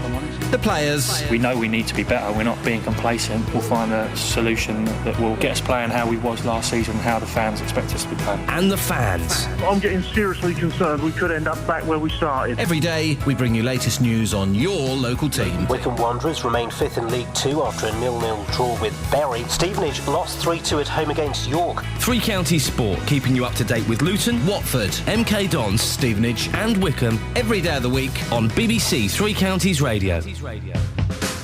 If you hear a whisper, give us a shout. Iain Lee. BBC Three Counties Radio. One of the stories that's been mentioned in the news this morning we haven't touched on, and it's in... here it is. Page 20 and 21 of the Daily Mail. This fella in St Albans... Okay, Kels. Sorry? It's Justin doing his sound check. It's this fella in St Albans who had some military equipment. Now, Justin went to this, didn't he? Justin was there for this raid. Is that the right word? War cache in the attic. No, cash. It should be cash in the attic. Spelt like that. Anyway, war cache in suburbia. Street evacuated as police raid uncovers bombs, guns, bullets and Nazi artefacts. A leafy suburban street was evacuated yesterday after bombs, firearms and ammunition were found at a military enthusiast's house. Inside former fireman Alan Tissington's home, they unearthed a treasure trove of First and Second World War artefacts, including a 100-year-old machine gun, rifles, mortar shells and handguns. They also found Nazi memorabilia. It said, there's loads of it. The pictures are incredible. It's like a mini museum, isn't There's loads of it. I mean, look, there's about, 30, 40 hand grenades. I can see about 15, 20 artillery shells. And what... I don't understand why anybody... Listen, I collect some odd stuff. I collect records, though. Records and flick books of the Monkees. I bought some flick books the other day. But why would anyone collect a Nazi... We've had a fella in before, haven't we, who sells Nazi memorabilia. Why would anyone collect that? And guns and things. I don't get it. I don't know how old is this gentleman? 48. Right. In residents either side of the 48-year-old semi-detached house in St Albans and in two properties behind it were told to leave during the operation. They may be unable... Oh, let's send... Scoins is doing nothing now. He's made coffee. We'll ask Scoinsy to go. Let's send Scoins out there. It says here... They may be unable to return to their homes for 2 days while work continues to establish whether the collection poses any risk. I think there is a generation in this country where, rather than as well as cowboys and Indians, the Tommies and the Nazis were quite, the sort of popular characters of the time, the heroes and villains of their time. So it may be a throwback to that. That might be why he's so interested. But why would you have loads of guns? Well, because that's what they played. That's what kids in the street were playing. With sticks. Plastic cab. Who are the... OK, here's a... 08459 455 555. A, if you live in the area and you know this gentleman and you're aware of this cache in the attic. B, if you can explain the fascination with guns and Nazi memorabilia.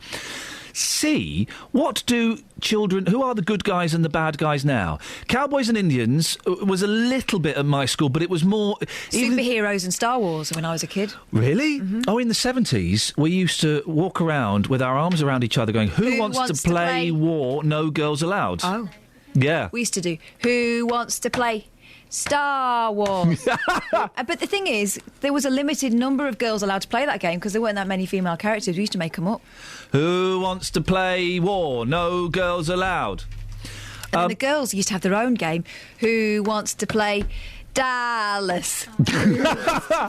We used to play the A-team, and sometimes we were the A-team versus some Mexicans. Again, limited number of girls in that. So I wonder kids don't go around playing... the Taliban versus, the Allies, do they? Who are the bad guys now for kids to play? 08459 genuine question. 08459 455 555. I'd love to know. And if someone can explain the fascination of World War II and Nazi memorabilia, please let me know. Hey, here's something. Guess what I did this morning? 11th Junction 10. Yeah, I had a tinkle. Oh. The Queen's probably had a tinkle this morning. You had a tinkle this morning, Kath? Okay, thank you. Of course I have. I'm human. Well, in Bedford, they've not been able to have a tinkle for ages. But now they can have one any time they want. The town has taken the revolutionary step of not only keeping some public toilets open, but doing them up and making them available 24 hours a day. Well, we all know what goes on in public toilets in certain places, but Justin Dealey has been there this morning. Good morning, Just. Hello, boss. Can you hear me okay? Are you in there now? I'm actually inside the toilet as we speak. I'm here on Lurk Street in bed for this new toilet, 24/7. Sir, you just come out of the toilet without swearing. How was it for you? Very good indeed. Yeah? Very good, yes. Nice and clean and tidy, beautiful. There you go. There's one man who's very happy. He's going to walk out now. Felt quite scared then. Inside this new toilet, Ian, I can confirm the tiles are very shiny, the mirrors are very shiny. In terms of the flush facilities, absolutely excellent. The blue lighting, again, looks absolutely beautiful. But it's not about me, Ian. It's not about me. These toilets are for the people of Bedford. I have been in and out of these bogs this morning, getting reaction from the people. And Ian, here's what happened. Well, Mohammed, you're walking into these toilets with me now for the very first time. What's your first impressions here? Very clean and very impressed. I wasn't expecting it to be like this. Because you heard us talking about it on the radio this morning. Here we are. Yeah. Let's now go in the cubicle together. Here we go. What do you think about this? Yeah, it looks like a hotel toilet and that stuff. Yeah. It looks clean. And I mean, not from the council. I wasn't expecting, you go to the other toilet, they are all dirty and smelly and not clean. This is very, very, very... I'll come here, definitely. I'm a taxi driver. I'm always looking for the toilets. Let's check out the flush. Listen to that. It's a lovely flush, isn't it? Yeah, that is really nice flush. And just lastly, I mentioned this to the guys earlier on. Yeah. We can see the camera there. Yeah. We can also see the blue lighting. Yeah. I would describe this as security chic. Of course. Because A, it looks good, and B, you feel secure. Of course, because I think this is 24 hours. Yeah, 24 hours a day. So they need a camera in case you get druggies or you get bad people, criminals, whatever, to come down and do something stupid here. I mean, this is really, really good. You're actually shocked. You're now looking around even more. You can't quite believe what you're seeing, can you? Yeah, because it looks like when you go to the hotels, this is how they look like, more or less. Thanks for the comps on my Saturday show as well. I know you're a big Ian Lee fan. Thank you very much. You're welcome. Well, Barry, we're inside the toilet together here, hanging out. You've seen both cubicles. How do you rate this place? All right, mate. 9 out of 10, isn't it? It's nice, isn't it? I mean, it must cost them a few bob to do it up, mustn't it? It's a question we can put to the council, but this is 24 hours a day, 7 days a week. It's almost like you're in a 5-star hotel, isn't it? Yeah, it's nice. But all right, people keep it nice, you know what I mean, but you know what people are like. Yeah, people can be a nightmare, you get these old punks come in, they've had a lot of drink and they, spoil everything, don't they? You know? Anyway, I've got to go. Well, now outside the toilet, I feel safe. Thanks for your time, Barry. Take care. Well, Justin, I think we've just won ourselves our next Radio Academy Award. Thank you, brother. Thanks, boss. And one bit of feedback for the council, what I would say, the toilets are quite small, actually. So we've got 2 cubicles, one which is a unisex unisex, one for disabled. Somebody mentioned to me earlier on, these toilets opened on Monday, I believe, that there was a bit of a queue here on Tuesday. So, a bit of feedback for the council. Yes, people love it, but maybe more cubicles at some point in the near future. But let's not get ahead of ourselves just yet. Justin, thank you so much for listening to That Is the Council. Bedford Borough Councillor Charles Royden joins me now. Morning, Charles. Hey, good morning. It's you take on board, obviously, Justin's feedback. It's a bold move. I thought that public loos were, our tongue is slightly in our cheek, but I thought that public loos were being shut for cost reasons, for safety reasons. Why have you taken this decision? Well, public toilets are being shut by councils across the whole of the country, but Bedford Borough Council's investing in frontline services, and that's been a theme that we've had now for a few years, and there are now more toilets available in Bedford Town Centre than ever before. There's actually 26 places now where you can go and spend a penny, and some of those are owned by the council, and some of those are ones that we operate with partners in places like the Bankers Draft, Pilgrim's Progress, McDonald's, across the town, places that open their facilities to the public as part of our community toilet scheme. And the facilities that we've got, we're making sure that they are high-quality facilities. So we're investing in, redoing them, putting in disabled facilities, baby-changing facilities, and facilities such as River Street, which has a changing places disabled toilet where you can go get washed. It's a really fantastic facility. So across the town, you've got a whole network now, and so if people come to Bedford, they can be assured they can go to the toilet. And this specific loo in Luxury, how much did that cost? I think it's last bill I saw was about 25k. Well, that's all right, isn't it? Well, it is, because what we did have in that location was a very unsanitary place where people didn't use it. I mean, you've now got a queue for people to use these toilets. Beforehand, we had a really horrible set of toilets which weren't open 24 hours, less than 10 people a day using the men's and the women's toilets. So what we've done is replace those with a beautiful facility, because what people want when they go and use a public convenience isn't, a really horrible place where they feel unsafe, where it's dirty and unsanitary. So places like, if you look at All Hallows in the old bus station, that used to be a real... we were really ashamed of that in Bedford, but we've gone in, we spent, literally, tens and tens of thousands of pounds and really made that top quality. So we're trying to make sure that the people of Bedford have got the toilets they deserve, and people who come to shop in our town centre find that we've got the best facilities in the country. If it's open 24 hours, Charles, how do you stop drug users going in there at 3 o'clock in the morning, or gentlemen going in there? How do you stop dodge pottery in there? Yeah, I know, it's absolutely right. You do have to make sure that you keep them well monitored, and we've got a 24-hour camera which operates outside the toilets in the areas you approach them. So if someone goes into those toilets, they're monitored, and then we've got that all recorded. It's logged to our control room. We have staff who go and visit the toilets throughout the day and night. This is part of a new move that we've got to open Lurk Street Car Park and River Street Car Park 24 hours a day. So if you come to Bedford now, 24/7, 365 days a year, you've got these car parks open. So if someone comes into the town, they know they're also going to be able to use the toilet facilities. I genuinely think this is a brilliant idea, Charles. I for a long time, I've been bemoaning the lack of public facilities, particularly when you've got two young kids, and you're getting older and your bladder gets weaker. Is exactly the way. Catherine raises a salient point, though. Catherine. Now, I also think it's a great idea, but the one thing, a reservation I would have about unisex toilets, if I was a woman using the loo, as you would be, I don't want to come out and see a bloke standing there. Hey, don't go to France. Hey, I used to live in France, so I don't live there anymore. It's a good point, though, isn't it, Charles? Do you think that people... especially late at night, I'm talking, it's quite intimidating. What we can say is that there is a CCTV camera there which makes sure that absolutely everything is monitored. So in terms of security, we've done absolutely all that we possibly can to make sure that people are safe. And the same goes for our car park. It's monitored 24 hours. We've got CCTV in. So if you come to Bedford, it's about as safe as you're going to find in terms of a town. Charles, I think it's a cracking idea, and it's good to have some good news for a change. Thanks very much for coming on. Yeah, hey, all the best. Thank you very much. Bedford Borough Councillor Charles Royden. We're celebrating toilets today. Why the hell not? Travel news for beds, cards and bugs. BBC Three Counties Radio. Starting off on the M1 heading southbound, we're getting reports in of it being partially blocked between junction 11 at Dunstable Road and junction 10 at Luton Airport Spur Road due to a broken down van. The A1M's looking heavy as well, just around junction 7 for Stevenage, and it's partially blocked at the moment on the M11 between junction 8 at Bishop Stortford and junction 9 for Saffron Walden following an accident there. The A41 in Hemel Hempstead heading northbound's closed between Hemel Hempstead turnoff and London Road. That's following an accident. And the M25 heading anti-clockwise, very slow moving on the sensors between junction 21 the M1 and junction 16 for the M40. Having a look at the trains, and delays on Thameslink between Bedford and East Croydon. That's due to a signal failure. Nicola Richards, BBC Three Counties Radio. Thank you very much. On Twitter, we're getting a few suggestions as to what is being played in school playgrounds. Who are the baddies these days? 08459 455 555. Across beds, hearts and bugs. This is BBC Three Counties Radio.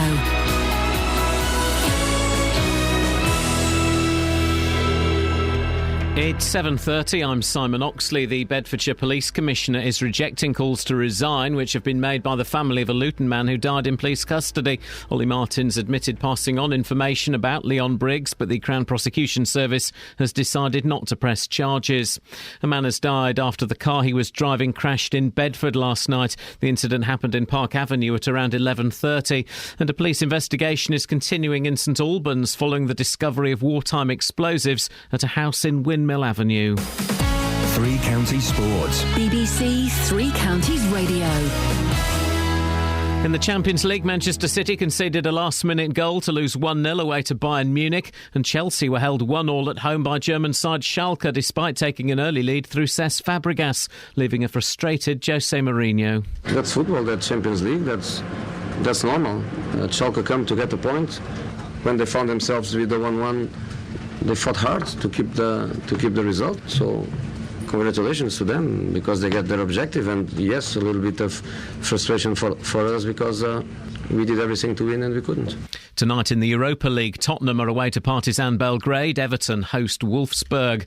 Watford are down to third in the Championship after Nottingham Forest went top with a 5-3 win over Fulham. Former Watford striker Britta Sombolonga scored a hat-trick for Forest. Meanwhile, Watford have confirmed that head coach Oscar Garcia remains in hospital undergoing tests after being admitted on Sunday with chest pains. The Milton Keynes Dons chairman Pete Winkleman says he would consider stepping down if the club failed to achieve Premier League football. Winkleman told BBC Look East that Premier League football had to be a realistic dream. As long as I can believe that we are making a difference, then I'd like to stay and try and see the thing through. But I'm very conscious that Milton Keynes does need a Premiership football team. And if in a few years' time I'm still not able to get out of the divisions that we're in, if I'm not able to have a dream of the Premier League, a realistic dream of that people in Milton Keynes can believe in, then maybe that'll be the time when I can't go on. And the Rugby Football Union has apologised for any offence caused by the New England kit, which incorporates the design of the Victoria Cross. The shirts were launched this week. BBC Three Counties News and Sport. The next full bulletin is at 8. Call 08459 455 555. BBC Three Counties Radio. I am so disappointed. I am offering the gift of music. I am prepared to teach people over the airwaves how to play a piano, a pianola, basically how to become a pianist. A bon tempi? Yeah, I would teach them anything. I can do it. I taught Scoynes in 3.5 minutes. It's easy. All these pianists, they do all this show, Liberace and Elton John and Clayderman and even Mrs. Mills. They do this thing where they make Mrs. Mills. They make it, we've had years of training. It was really hard. Oh, no, you couldn't play the piano. It's not, mate. It's a piece of cake. I worked out a Beatles song yesterday in 2.5 minutes. So it turns out they're all chancers. They are all chancers. Mylene Class, chancer. Clayderman, chancer. John, chancer. I think they're the only... Jean-Michel Jarre? No. He invented the light harp. It's a harp made of pure light, and every time he plucks one of the invisible electronic light strings, an angel's tears are amplified. At Docklands. Yeah. And what about Howard Jones? Pretty good. Oh, I know, Previn. 08459 455 555. Would you like to learn the piano? It's very, very easy. I will teach you how to do that. Other things we're talking about. Do they need a piano? It helps. Or you can draw one, but it helps if you've got a piano so we can hear the effects. Other things we're talking about, this fella in St Albans who's got a huge collection of Nazi memorabilia and a load of weapons. And I don't get it. I don't get why somebody would collect... I can understand why you collect records, because you can play them, or you can look at them, or you can show them to your other geeky friends and go, look, we've got... I don't think girls collect things. This is a boy thing, collecting. But not the same thing. I mean, shoes. Yeah, that's a myth, Not though, really isn't it? collecting shoes, is it? The shoes and the bags thing is a myth. Just having the right shoes for the right occasions. How many shoes have you got? Loads. Really? Well, give us a number. I had to chuck some recently because my husband got annoyed. In my bedroom at the moment, for best that I never wear, probably about 5 pairs. Well, that's not that bad. Downstairs, probably about the same again. In my wardrobe, what? Yeah, probably about the same again. So 15 pairs of shoes? Something like it's that. It's not that Do you know bad. how many pairs of shoes my husband's got? 2. 2. Yeah. Work shoes, not work shoes. Wow, I've got posh black shoes, posh brown shoes, boots, trainers, cons, slippers. So that's 6 pairs. Do you count slippers as shoes? Yeah, why not? So I got 6 pairs. Mm-hmm. Other than that, what do I collect? What do I collect? Girls don't, because boys like statistics, they like figures, they like historical things, they like... As my friend summed up my collection of Monkeys memorabilia, he said, this is great. What you've got here is dozens of versions of the same thing that are ever so slightly different. Yeah. And that's what it is. The same thing, but slightly different. I don't think many women are into that thing of just having something to... It's like a hunter thing, isn't it, that you're doing? It's just about possession and having it there. You might not ever look at it, but you know you've got it and you've found it. That's the whole thing. Exactly. 08459 455 555. We can talk about collections. I would like someone to tell me the Nazi memorabilia collection. That's a strange one. We've discussed this before on the show, but I don't quite get it. The Monkeys never murdered anybody. Except music. Dennis! Good morning, Ian. Good morning, Dennis. Yes. I know. It is a good morning, yes. Isn't it? Yes, with a bit of luck we'll get rid of the Scots. Well, listen, we can't... No, Dennis, no, shut up. Listen, for everybody, we can't talk about it, for goodness sake, so let's not. Move on. Yes. Right. You were talking about toilets earlier on. Yes, we did. We're celebrating the magic of toilets today. Yes, well, Hats off to toilets. That's right. Well, Salute the loo. Yes. Hang on a minute. OK. Is that what you say? Is that what you say when you're in there and someone's knocking on the door? Toilet I ever came across. I'd give it 5 minutes if I were you. In Hiroshima. Sorry? Japan. Oh, yeah. And it was a street toilet. And I went in there to do what I had to do, Jimmy Riddle, you know. And I'm stood there, and a little Japanese comes and stands next to me. Oh, yeah? I thought, that's nice. He's very friendly. And then his wife put her head round the corner. She was linking him the other side. She was making sure the family heirlooms weren't damaged, I think. What? Yeah, and she was linking... What do you mean linking him? Well, she was stood at the side of him, you know, with her arm linked to his, while he was... While he was having a wee-wee? Yeah. I think she was making sure, contemplating the size between his and... Oh, right, yes, OK, yes. And also making sure that he was put back undamaged. Because you talk about blue lights, I realise now that place was probably... I've suffered for the... It was 100 metres from the ground zero. Where Here's something, Dennis. So it was blue lights, and I realised it must have been radioactive. No, it wasn't radioactive. How long ago was it you used this toilet? Let me see. About in the early 50s. OK. Here's something, Dennis. And I've had children since then. Shut up. Let me get a point out. Go on. Carry on. We've both used the same toilet in Japan. Did we?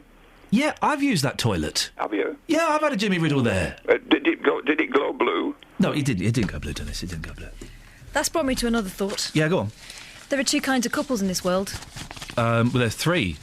4? No, 2. What? It's very simple. Oh. Them as do and them as don't. Oh, we's don't. No. I think you need some private time. No way. I would can't. never... I don't like it. No. So if the door is shut, I'm having some alone time. Yeah. I don't get couples who carry on the conversation. Oh, jeez. One's in the bath, one's on the toilet. That is just disgusting. You know... Kelly's smirking, which makes me think that Kelly's one of them couples. She is. She's them as do. Oh, Kelly. Maybe it's a generational thing, because you've been ruined... It was an accident. I walked in at the wrong time. And you thought might as well just carry on? Yeah. I think it's a generational thing. You've been ruined by frexting, social media, Twitter, Facebook. There's no privacy in your life. We come from a different generation when we only had 3 channels. I have my privacy. I just couldn't... Oh, he'll come in on you? No. No, you'll go in on him? Yeah, but it was an accident. Can I just say, this week, the show really has sunk below the waist. and I'm desperately trying to raise it above the belt line and struggling miserably. You're doing that. I'm doing my best. Oh. Yeah, I'm doing my best to. Weren't you just talking about toilets with Dennis? Well, Just checking. yeah, okay. Well, you know, we need to lighten the mood slightly. Hang on a second. Let's just cleanse our palates, shall we? Thank you.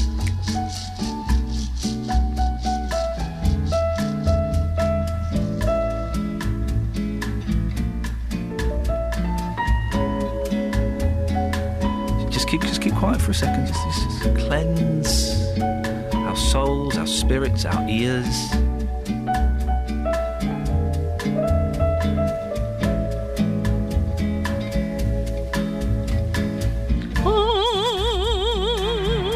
But I watch her so sadly. Oh, can I tell her he loves her? Yes, he would give his heart gladly. But each day when she walks to the sea, she looks straight, her head not at him. Tall and tan and young and lovely, the girl from Ipanema goes walking, and when she passes, he smiles, but she doesn't see. We've reset the clock now. We've reset the clock, so let's have a classy show now. We've introduced class into the show. Okay, so here's your phone in. Yeah. Two in the loo, yes or no? Oh, for goodness. Ipanema goes walking, and when she passes, each one. 555.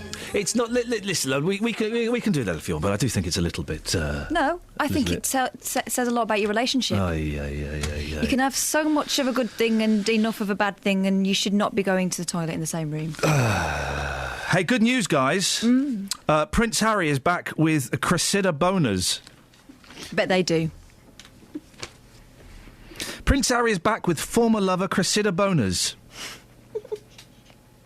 The 30-year-old below... Are you crying, Kelly, because it means there's no chance for you now? Yeah. He's got boners. The 30-year-old was seen on a secret date with the aristocratic beauty, 25 this week. Is she the one that still takes her clothes off for a living? Aristocratic. She had ended their 2-year relationship in April. A royal source said, a.k.a. we made this up, it's early days, but Harry's over the moon. Full story, page 5. Well, let's go to page 5 and let's see what's happening. Harry and Cressy's sex tape secret. Ooh. Brackets, that's movie they saw on date. Hang on, that doesn't make sense. Harry and Cressy's sex tape secret. Bracket, that's movie... Oh, that's movie they saw on date. That is movie they saw on date. Does that make sense? That is movie they saw on date. That make no sense.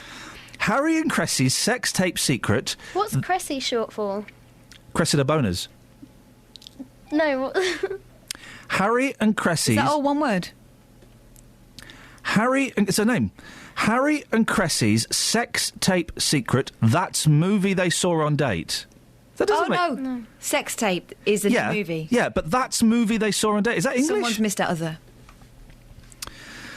Prince Harry secretly took Cressida boners to see comedy film Sex Tape, The Sunken Reveal. The exes enjoyed a night at the flicks, suggesting the pair have rekindled their love 5 months after she ended it. Harry, 30, has reportedly been pining for Cressida boners, 25, since their split. Has he? A royal source said he realises she's the one for him. No. He looked quite happy on Sunday when I saw him. So Prince Harry spotted with boners in a cinema. Well, that's great news for them. I think that's wonderful. Front page story? I'm not so sure. The other front page story on The Sun, tiny little story next to the big story of Prince Harry and Cressida boners. It's that hostage, Alan Hennings, who's been who's in Iraq. No, I don't know. Which of those would you say was a slightly more important story? Definitely the second one. I would think so. The news story coming out of that is that his family and friends have tried to pay the ransom, but ISIS aren't interested. Oh, well, in that case, I think we know how that story's going to end. Isn't that sad? How awful. Isn't that sad? The other story in the paper that we were talking about earlier on, and I would like your thoughts on this, Cheeky Burger. PC blocks disabled bay to grab his McDonald's. A peckish policeman blocked a disabled parking bay and left his car on yellow lines to get a McDonald's lunch. I say good for him. I genuinely think police officers, they get rubbish pay, they do a cracking job, they're protecting us constantly, right? They should be allowed to park in a disabled bay for a few minutes. I'm not saying they park there for an hour while they go and, they go and get Q magazine from Smith's or something. But they should be allowed to park. That's the logical extension of your argument. No, it isn't, Catherine. Of course it isn't. It's ridiculous for you to push it like that. If they want to go and get their lunch, they shouldn't be wasting time driving around for a parking spot. They should be able to park in a disabled bay for 5-10 minutes. They go and get their McDonald's, which apparently they get free. If anyone can back us up on that, they should be allowed to do it. Which again shouldn't happen. They should be getting free salads. No, I'm not having that. Listen, first of all, do the police get free McDonald's? And secondly, how could anyone argue against the police parking for 5-10 minutes in a disabled bay? Like this. They shouldn't do it. No, but that's not an argument, Catherine. Listen, if that is the closest space and there is a bank raid going on, yeah, whack it in there. But if it's just to fill your face, I'm sorry, I don't understand the justification. It's not just... I'm genuinely getting angry now. It's not just to fill their face. They're doing a really important job. Do you want them to waste half an hour driving around trying to find somewhere they can park? No, of course you don't. Let them park there, nip in, get their food and get back out again. No bish, bash, bosh, no one's hurt. Why don't they just go through the drive-through? Yeah. Travel news for beds, cards and bugs. BBC Three Counties Radio. Starting off on the M1 heading southbound, it's partially blocked at the moment between junction 11 for Dunstable Road and junction 10 for Luton Airport Spur Road. This is all due to a broken down van there. Having a look at the A41, we're just getting in that the delays have now cleared and the roads reopened. That was after an accident between the Hemel Hempstead turnoff and London Road. On the M11, long delays at the moment heading southbound between junction 7 for Harlow and junction 6 for the M25 following an accident there. And in Elstree, the A41 Edgware Way is partially blocked just at junction 4 for the M1 following an accident. On the train, seeing delays on Thameslink between Bedford and East Croydon. That's due to an earlier signal failure there. Nicola Richards, BBC Three Counties Radio. Thank you very much.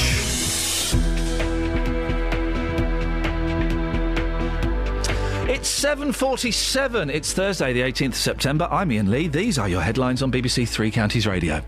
The Bedfordshire Police Commissioner is rejecting calls to resign which have been made by the family of a Luton man who died in police custody. Ollie Martins admitted passing on information about Leon Briggs, but the Crown Prosecution Service has decided not to press charges. A man has died after the car he was driving crashed in Bedford last night. The incident happened in Park Avenue at around 11:30. And a police investigation is continuing in St Albans following the discovery of wartime explosives at a house in Windmill Avenue. 08459 455 555. Let's get the weather. Beds, Herts and Bucks weather. BBC Three Counties Radio. Hello there. Well, still a foggy start to the day. That does gradually clear though, so certainly brighter by this afternoon. Not necessarily sunshine for everybody, although some spots will be very sunny. However, there will be some areas holding on to a bit more cloud, but it's certainly going to be a warm day with highs of 24 degrees Celsius. Now, there are a few showers to the south of us. It may be that one or two of those sneak up, but I think most will have a dry day. And tonight, clouds over, probably more in the way of showers in the early hours of the morning, and they could be fairly heavy, perhaps even thundery. More of that fog and low cloud developing, feeling quite humid really, with lows between 15 and 17 degrees Celsius. A bit of a grey old day tomorrow, not much sunshine around, a couple of those heavy thundery showers, but they are fairly scattered and feeling increasingly humid with highs of 22 degrees Celsius. So the temperatures do start to dip after today. Saturday, fewer showers around. In fact, most will have a dry but cloudy day, still feeling quite humid, but we've got some fresher, cooler air coming in on Sunday. It will be brighter by the afternoon. It's going to have a very different feel to the day, and a similar day after a misty start on Monday. That's your latest forecast. I'm Greg Wallace. I'm a judge on MasterChef. I'm Judy Murray. I'm a tennis coach, and I'm also mum to Andy and Jamie. A quiet weekend for me is I like to walk along the beach, go for lunch with my friends, and just read a book, watch television or a movie. I'm not averse to the odd sparkle. Long dresses and sequins, absolutely love it. Buzzing with excitement, and it's wonderful. In front of millions of people. You wouldn't believe the shirts they've got. They will throw me around. I'm really looking forward to that part of it. I shake my bum in a particularly pert fashion.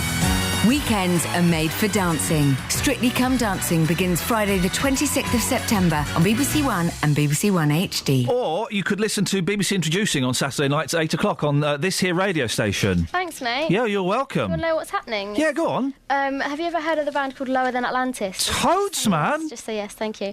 They're from Watford. They're doing quite well. We've got an Lower Than Atlantis special here, exclusive recording. And Atlantis, as we know, is famously very, very low. It's at the bottom of the sea. Yeah, but they're lower. Here's a question. What's underneath the bottom of the sea?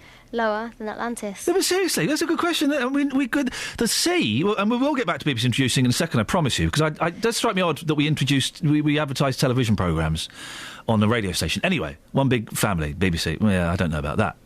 Anyway, but... Because the sea, the bottom of the sea, is the great mystery that no one knows what's there.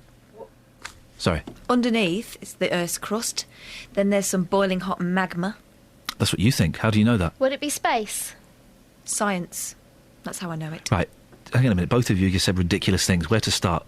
With the blonde one. Kelly, no, it would not be space. Inner space, you could argue. That's a film with Martin Short. How do you know? Because space is up in the air. How do you know it's not all around? Oh, for goodness sakes. The thing is... We know more about space than we know about the bottom of the sea. That's what I'm trying to say. Imagine all the dead fish that are at the bottom of the sea. No, they float. No, they don't. Yeah, they do. No, they don't float. Dead fish sink. You never had a goldfish? Bob. I did have one called Bob, actually. So did we.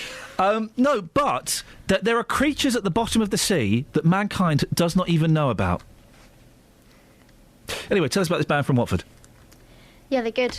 Excellent stuff. Saturday nights, 8 o'clock. BBC Three Counties Radio. Jane's in Aylesbury. Morning, Jane. Morning, Ian. What have you got for us? Right. Are you looking forward to BBC Introducing? Absolutely. Yeah? Who's your favourite local unsigned band? Oh, probably the one you've just mentioned. Yeah, the 20,000 Leagues Under the Sea. Yeah. Yeah, they're good. And just remind me, Jane, I'm so old these days, remind me who presents BBC Introducing on a Saturday night, 8 o'clock, BBC Three Counties Radio? I can't remember. Ah. Have a guess. I have no idea. Guess a name. Roberto. Yeah. Roberto hosts it. Is it? It is. Roberto hosts BBC Introducing along with Gary Floyd, produced by Kelly Bett, Saturday evenings, 8 o'clock, BBC Three Counties Radio. I'll have to remember that one. You remember that. Jane, what have you got for us? Right, the do's and don'ts in the bathroom. Sorry? What are you on about? Somebody going to the toilet while someone's in the bath. We're calling it two in the loo, yes or no. Right, that one. Oh, dear God. I really am trying to... This week we've just sunk to... Ian. Hello? Please. OK. Serious point. So, serious point here. I have serious IBS. Oh, gosh. The old irritable bowel syndrome. Yes, not a pleasant condition at all. And the chances of me having to go to the toilet while my husband was either in the bath or in the shower... Yeah. Came up numerous times. High chance. High chance. High chance. Yes. Wow. Yeah. Wow. Also. Gosh. That must really strain a relationship. No, with IBS you don't strain. That's not what I meant. I didn't mean that at all. It must. How can I phrase this? It must be hard on you and your husband. Well, it was yes, but he understood. He when we met, I told him.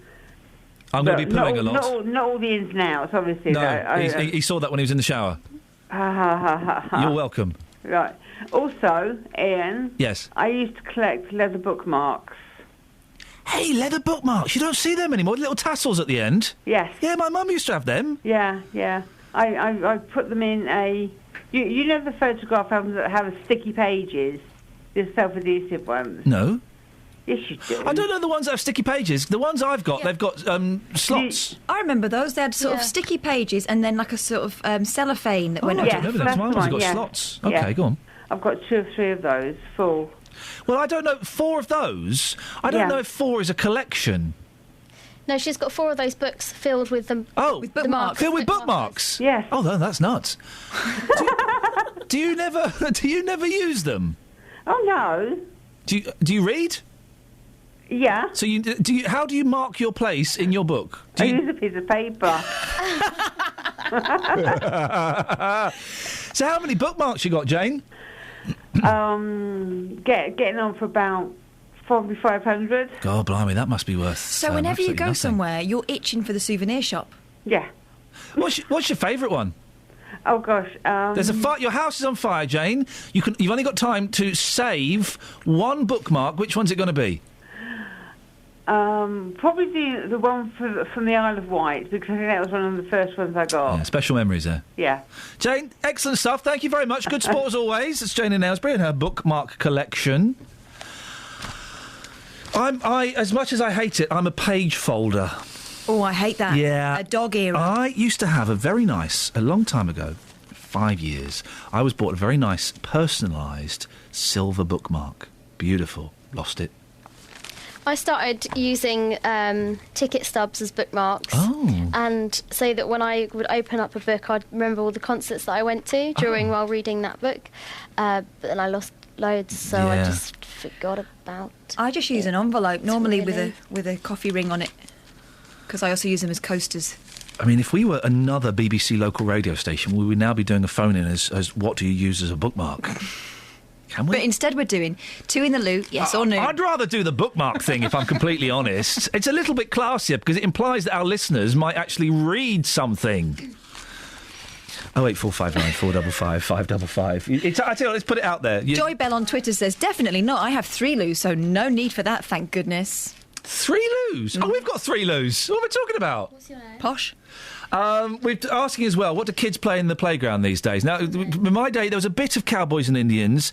There was a lot of Germans versus Brits, still in the 70s. We also had the A-Team versus Mexicans. Why? I don't remember the Mexicans being a particular nemesis. Oh, the A-Team were always fighting against Mexicans. Well, they were always fighting on behalf of Mexicans, but against badder Mexicans. Oh, right. Like bandits. Kelly Joe says it's Autobots versus Decepticons, but also still some baddie Germans versus goody allies. And Carpet Martin says baddies is religious fundamentalists, IS, Westboro Baptist Church, etc., versus the Pokemon. I'm not sure how accurate that is. No. Should we go to Tony? Tony? Hello, Ian. Morning, Tony. What you got for us? I'm Dave from Luton, really. Stop winding him up. What? What do you mean we don't want Dave from Luton? Never wind him up. Yeah, OK. It is funny, though. Tell me about it. Isn't it hilarious? One day he'll realise and stop calling us again. No, we love Dave. He's a good sport. What have you got for us, Tony? I know. Bathrooms. Yeah. I haven't had a bath for about 15 or more years. Good for you. Beautiful. Now, I have a shower. I wonder where you're going with that. Because when you sit in the bath, you're sitting in your own dirty water. Here's the thing, right? I had my first bath. I've been in my new house about 18 months. I had my first bath in it last week. And I didn't enjoy it. It was cramped. My wife has a bath and then she has a shower. That's insane, isn't it?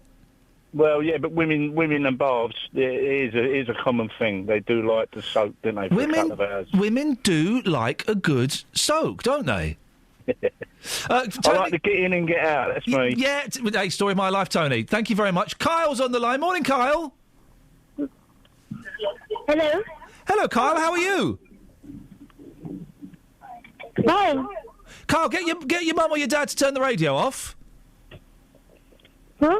Yeah, get whoever's there with you, get them to turn the radio off. They did. Good for you. Carl, what can I do for you this morning? Think. Whereabouts are you? I just want to say hello. Hey, man, nice to talk to you. Hello. Hey, listen, travel and news can wait because you're infinitely more important than travel and news. Can I play a game with you, Kyle? I want to play a game. Yeah. I'm going to guess how old you are. Okay. 23. No. 15. Huh? 46. No. 3. No. 12. No. All right, stop talking. Hang on. 16. Are you 16? No. How old are you? 6. Oh, man, I was going to say 6. That was going to be my first one as well. What are you doing, Carl? Why aren't you in school or work, for goodness sakes? Oh. Thanks for calling, Kyle. Okay. Ta-ta! Travel news for beds, cards and bugs. BBC Three Counties Radio. Starting off on the M1, heading southbound, rather slow moving at the moment, just between junction 11 for Dunster Road and junction 10 for Luton Airport Spur Road, following a broken down vehicle there. Taking a look at the M11, long delays at the moment, heading southbound between junction 7 for Harlow and junction 6 for the M25. That's following an accident there. It's queuing on the A41, just between the Hemel Hempstead turnoff and junction 20 for the M25. Nicola Richards, BBC Three Counties Radio. Hey, listen, work it, girlfriend. You never know who's listening. It's true. Actually, I've seen the figures. Nobody. Never mind. Local and vocal across beds, hearts and bucks. This is BBC Three Counties Radio.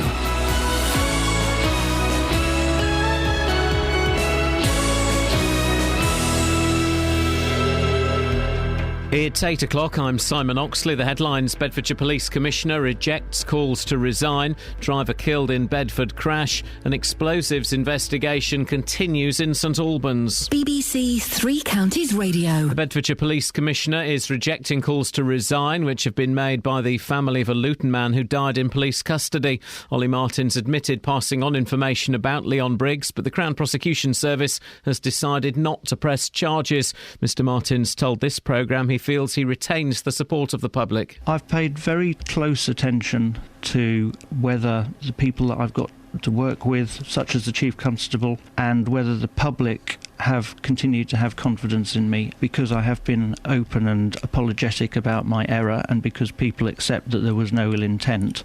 There hasn't been too detrimental an impact on that level of public confidence.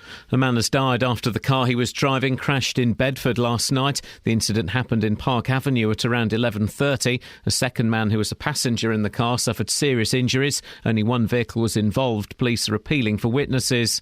Police in Thailand say there's no evidence that two brothers from Jersey had anything to do with the murder of two British tourists. They had been questioned about the attack on David Miller and Hannah Withridge, whose bodies were found on Monday. An investigation is continuing following the discovery of wartime explosives at a house in St Albans. A man remains in custody after police seized guns, hand grenades and artillery shells during the raid in Windmill Avenue. More from Lee Agnew. Residents were evacuated from nearby homes while bomb disposal experts used a controlled explosion to make the military artefacts safe. It's alleged that the 48-year-old man may have obtained them illegally at heritage or protected sites using a metal detector. Police say the unprecedented seizure includes grenades, rifles, mortar shells, ammunition and a large collection of wartime memorabilia which appears to have been dug up. The polls are open as Scotland decides whether or not to break away from the United Kingdom. Voting stops at 10 tonight. Counting will go on through the night. The results should be announced tomorrow morning. Councillors have described a new 24-hour public toilet in Bedford Town Centre as a stunning improvement. The new toilets in Lurk Street were unveiled this week as part of the Community Toilet Scheme. Councillor Charles Royden says they're also well aware of the need for safety. We've got a 24-hour camera which operates outside the toilets in the areas you approach them, so if someone goes into those toilets, they're monitored, and we've got that all recorded. It's logged to our control room. We have staff who go and visit the toilets throughout the day and night. And the host of BBC One's Pointless, Alexander Armstrong, will be the new voice of Danger Mouse. The cartoon, which used to be voiced by Sir David Jason, returns to TV next year. In sport, in the Champions League, Manchester City conceded a last-minute goal to lose 1-0 away to Bayern Munich. Chelsea were held 1-1 at home by the German side Schalke. The weather, a misty and cloudy start with brighter spells later, a maximum temperature 24 degrees Celsius. And you can get the latest news and sport online at bbc.co.uk/3 counties. Today on BBC Three Counties Radio. From 9. The JVS Show. With me, David Prever, where you can join in the big phone-in and have your consumer problems tackled. From 12. Nick Coffer. With Anne Widdecombe talking about her new novel in which many of the characters bear a not at all subtle resemblance to some of your favourites from Strictly Come Dancing. From 3. Roberto Perroni. The best stories as they happen every single afternoon and the greatest talking points. From 7. Mark Forrest. I'll bring you the best bits from everything that's been happening on BBC Local Radio. Today on BBC Three Counties Radio. It's a busy day and it's a busy show. Lots to talk about this morning. The latest on the Bedfordshire PCC, Ollie Martins. The latest on the new loo in Bedford. The latest on the bomb man in St Albans. Don't panic, he just collects them. Don't panic, don't panic, don't panic. And also, a police officer should be able to park wherever they want. If a copper wants to park in a disabled bay for 5-10 minutes to get some lunch, well, then what's the problem with that?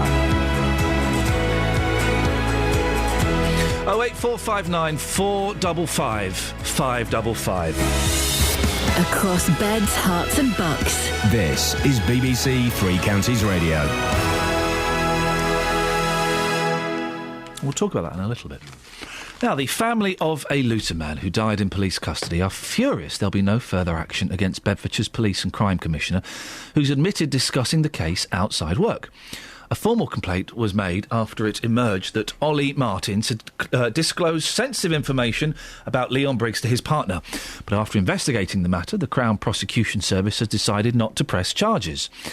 Well, the former chair of Bedfordshire Police Authority is Peter Conniff and joins me now. Peter, what Ollie Martins did was wrong, plain and simple, wasn't it? Obviously, yes, it was wrong, and he's owned up to that, and he realises he's done something wrong. And he's owned up to it, and the process of law has taken its place. How important is it, as a PCC, not to divulge confidential information? Well, it's absolutely essential that you don't do that. I was chairman of the police authority for 8 years, and during that time I was privy to a lot of confidential information, and I knew that that was confidential and shouldn't be released to anybody. And that's the thing, isn't it? Sorry to interrupt, Peter. It must. I don't know your personal situation, but it must be. When we finish work, we like to go home and talk to our wives or our boyfriends or our families or whatever, and say, "Oh, this happened at work." But I'm guessing, as a copper, as someone working in the police, there is simply some stuff that you can't share with your family. Absolutely right, and there are things, as I've just said, that do come your way if you're in the position that he's in, and I was in a similar position to that before he was elected. And it is right that you just have to, button your lip and don't talk about it anywhere other than at work. Was there anything you ever let slip at home to your family or in the pub over a pint after work? I'm unaware if there was, perhaps after all those years, or during all those years, there was the odd thing, but I certainly don't remember anything because I did know how important it was to remain confidential. Someone in Mr. Martin's position is supposed to hold the Chief Constable to account. There are some people who are arguing that he is discredited now. Well, I mean, that would be their opinion. Everybody would have their own opinion about that. All I can say is that he has made an error. He realises that he has. It's been decided no further action will be taken against him, and he will continue in his job as far as I know. Should he have resigned, do you think? I think that's a very personal thing for him to decide. I wouldn't like to comment on that. The PCCs have been getting a bit of a rough ride recently. There was the chap in Rotherham who's only just stood down several weeks after that horrific abuse scandal. There was the low turnout at an election recently in Birmingham. This situation with Ollie Martins. Nick Clegg coming out and saying, look, it was an experiment and it hasn't worked. Should PCCs be scrapped? In my view, yes, they should. In my view, along with all the other police authority members 18 months ago, whenever it was first brought in, nobody that I ever spoke to agreed that the position of a police and crime commissioner would adequately take the place of the then existing police authorities. One person taking the role just across, say, just in Bedfordshire. On the police authority, we had 17 members who came from all over Bedfordshire, and they had much better links with the local communities. So I think the bringing in PCCs hasn't worked, and I'll be surprised if it's still here in a few years' time. Peter, appreciate your time this morning. Thank you very much. Former Chair of Bedfordshire Police Authority, Peter Conniff. It will be interesting to watch what happens with PCCs. Kind of the eyes off the ball a little bit with, hey, there's something going on north of the border. But it would appear, the argument is that it's an experiment that has failed, that isn't working. And I'd be wondering if it does sustain itself. 08459 455 555. On FM, AM, online and digital radio. This is Iain Lee. On BBC Three Counties Radio. Here's the thing. Should have asked Peter, shouldn't I? Should have asked Peter about this cheeky burger. Sorry. PC blocks disabled babe to grab his McDonald's. A peckish policeman blocked a disabled parking bay and left his car on yellow lines to get a McDonald's lunch. Now, this is written as though it's some shocking, horrific, terrible thing. Gentleman who has spine and heart problems took a picture of the officer returning with his grub and posted it on Wiltshire Police's public Facebook site. I genuinely don't see a problem with this. I don't see... You do, don't you, Kath? Yeah. This annoys you. I do. I just think that disabled spaces should be left for the disabled, full stop. No blurred lines, as Robin Thicke would have us The talk. blurred blue line. I don't see a problem with it because... No, not if you're calling in for a burger. He's not popping in to go and take something back to Gap. He's not... He might have on the way, you don't know. No, you do know. I think you do know. He's gone in, he's got a burger, he's working really hard, he's saving lives, and he's gone and got himself a cheeky little Happy Meal. What's the problem? OK, so there's no parking spaces anywhere else? Well, probably not, no. It's supposed to be also upholding public decency. Yeah, so don't park in the disabled space. So let him have 5 minutes break where he goes and gets some food and he drives off and goes and eats it somewhere. He's not going to sit there eating it. And no, there probably were no other parking spaces. Otherwise, I'm sure he would have done it. Real life for the police. Yeah, real life for the police. Give him a break. Well, what about the disabled person who's waiting for the space? Wait. They could do the break. Do you know what? I've done this as a phone-in before, OK? But my attitude as I get older changes. It's worse, yeah. No, not worse. It's more realistic. It's not that kind of sixth form, hey guys, let's get rid of nuclear power nonsense that you're still spouting into your mid to late 40s. I think... I can hear your stomach, by the way. I think... Yeah, I might go and park in a disabled space because, hey, I'm important. You're not, though. You're just a producer on a Tin Pot radio show. And I'm just a presenter of a Tin Pot radio show. What this guy does is important. I think we are far too sensitive about disabled parking bays. It's that episode of Seinfeld, isn't it, where George parks in a disabled parking bay and he comes back and there's like a mob of 100 people with flaming torches and they turn his car over. We're far too sensitive about it. What are you looking at me like that for? Wow. Oh, wow, I'm getting the silent treatment. That's how I do it. It's interesting.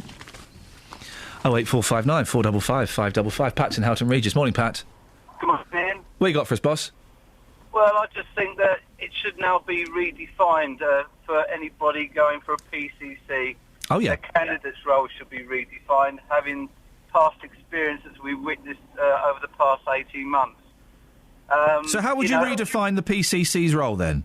Well, first, to qualify as a candidate, you must not belong to a political party for at least a year. Well, this was the thing. I remember when we had all the prospective candidates coming in, and after they'd been elected, we were told this was not a political. This was non-political. Now, only the main parties could afford to put up candidates. So there were some noble independents who I don't think got anywhere. There may have been one or two, but we were told this was a non-political position. But referring to Mr. Martins, he is a member of the Labour Party. He was his membership was suspended while this investigation was ongoing. He's been welcomed back in, and he did. I seem to remember refer to himself as a politician. That's right. I heard him say he did, didn't he? He did, and we've got no trust in politicians. Why would we trust the PCC that belongs to a political party? We want someone in there that actually is on the ground, that knows what the public want. But all we've got is someone or some people that are in the PCC role who are pushing a political agenda of their own. But that's always going to be the case. Even if they're not allowed party membership, they are going to have a political leaning, aren't they? You're not going to get any genuinely 100% independent, non-political people getting involved. I don't believe that. I mean, if you're going to be a PCC and you bar those that are members of parties, you're probably going to get a wider array of people that know what the public want. I mean, for instance, Ollie Martins, he loves the PCSOs because his party introduced them in their term of office. But fair play, David Lloyd, PCC for Hertfordshire, who is a Conservative. He likes PCSOs as well because they save him money. they're saving money. Exactly. It's not about what the public want. No, the public is talk to your friends and family. They want PCs on the ground. They want PCs to be supported. So if you were going to get rid of the PCSOs, either promote them or get rid of them altogether. But these PCCs are incapable of making the decisions that we want them to. Pat, final question, is slightly connected but a slight tangent. Should coppers be allowed to park in disabled parking bays to get their lunch? Well, I actually believe I've seen police even indicate or put the rules on the road themselves. They don't set an example themselves when they're driving, so no. Pat, thank you very much indeed. I'm starting to have some decent conversations with Pat. He's learning how to do this. Thank you, Pat. 08459 455 555. Travel news for beds, cards and bugs. BBC Three Counties Radio. On the A41 standing way in both directions between Newport Road and Junction 13 for the M1 at Bedford. Having a look at the M1 itself, rather slow moving between Junction 11 at Dunstable Road and Junction 10 at Luton Airport Spur Road. That's due to a broken down vehicle there. Also heavy on the M1 London bound just around Junction 9 for Redbourne. It's queuing at the moment on the M11 heading southbound between Junction 8 for Bishop Stortford and Junction 7 for Harlow. That's following an accident. And the M25 heading anti-clockwise, very slow on the speed sensors between Junction 21 the M1 and Junction 16 for the M40. On the trains, delays at the moment on Thameslink between Bedford and St Pancras International. This is following an earlier signal failure. Nicola Richards, BBC Three Counties Radio. Thank you very much. 8:16. It is Thursday the 18th September. I'm Iain Lee. These are your headlines on BBC Three Counties Radio. The Bedfordshire Police Commissioner is rejecting calls to resign which have been made by the family of a Luton man who died in police custody. Ollie Martins admitted passing on information about Leon Briggs, but the Crown Prosecution Service has decided not to press charges. A man has died after the car he was driving crashed in Bedford last night. The incident happened in Park Avenue at around 11:30. And a police investigation is continuing in St Albans following the discovery of wartime explosives at a house in Windmill Avenue. BBC Three Counties Radio.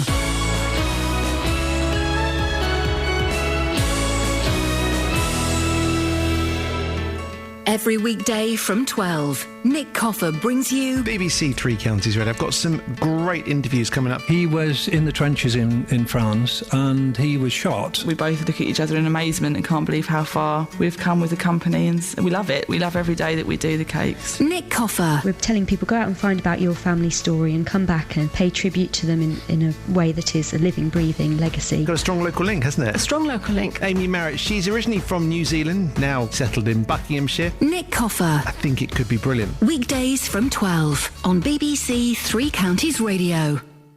David Previs here. Hello there. You all right, boss? Yes, I'm okay, thank you very much. It's nearly the freaking weekend, Is baby. it? Yeah, it's Thursday today. It's miserable out there, though, isn't it? It's foggy. Yeah. It's a little bit overcast today. It's winter. Welcome to winter. But it's not. It's 77 degrees. It's midsummer in mid-September. It's confusing. Gosh. Wow. What's going on? What have you got sitting in for JVS today? At 9, it's the big phone-in. What can we do to stop so many people in this country getting fat? Oh. The chief executive of NHS England has warned that obesity is going to bankrupt the health service. That's what he says. We won't have a health service anymore. And he's come up with some ideas. He wants bosses to provide financial incentives to staff to lose weight.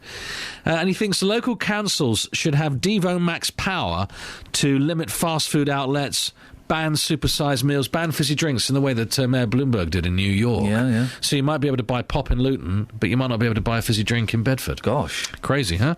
So this is the question. What do you make of his plan? What can we do to stop so many people in this country putting on weight? 08459 455 555. Across beds, hearts and bucks. This is Iain Lee. BBC Three Counties Radio. Morning, this is Iain Lee, BBC Three Counties Radio. People of Bedford, good news for you. Your town is one of the best places to have a Jimmy Riddle. The new public loos in Lurk Street will be open 24 hours a day, which in the days when you'd be lucky to find a convenience that hasn't been boarded up is not to be sniffed at.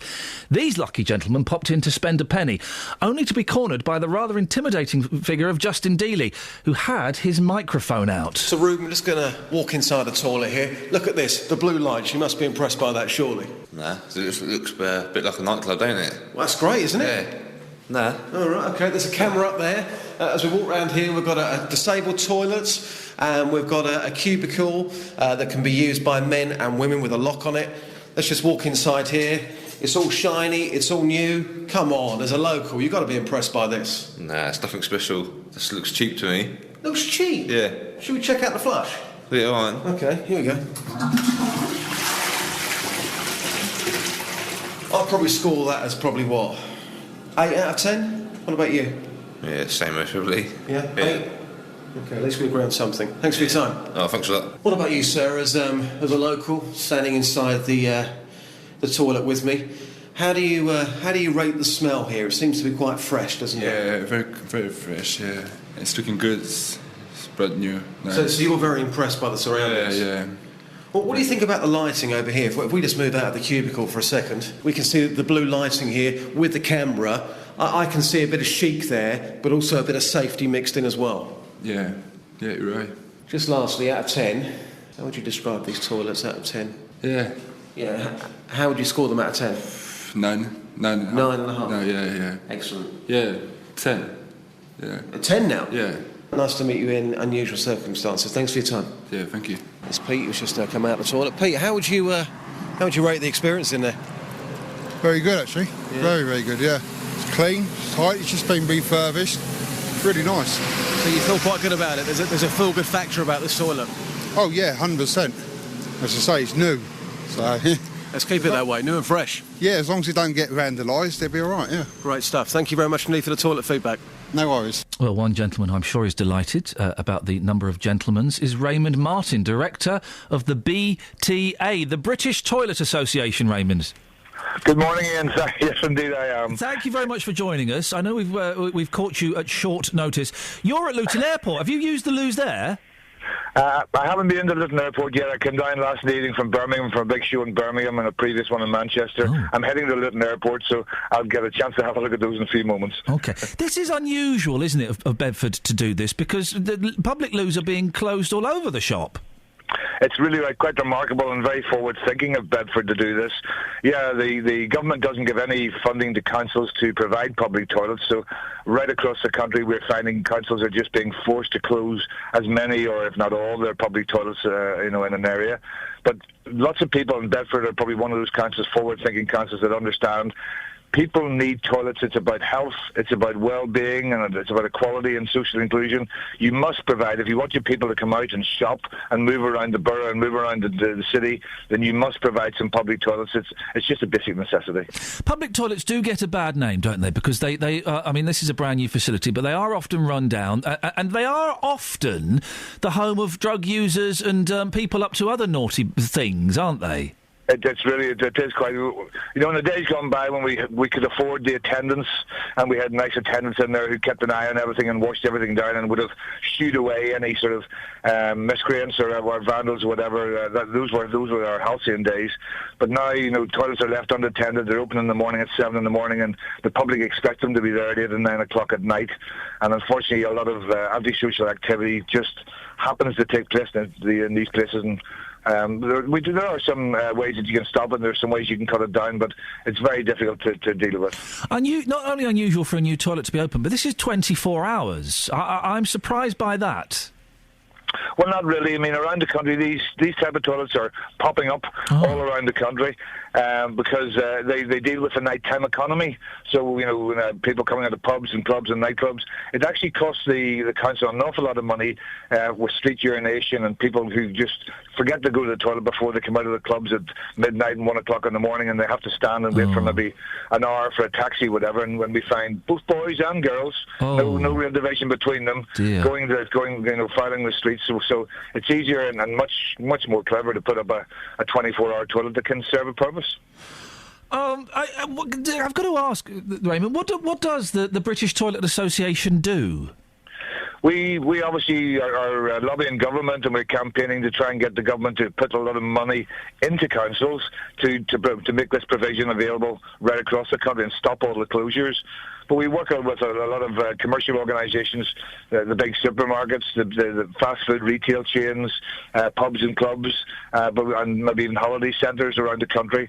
And we look at the provision, but we particularly look at the provision from the point of view of elderly people, because older people have to go out and about and they struggle to use some of these facilities, or disabled people, profoundly handicapped people, mothers with babies who have to get pushchairs and wheelchairs in, because quite often it's dead easy to build a toilet, but you have to get the dimensions correct, you have to get the handrails correct, you have to get the lighting correct. Oh, listen, I've got two young boys who often get caught short, and they're not in nappies anymore, but man alive, some of the parent and baby facilities I've been in are flipping awful, aren't they?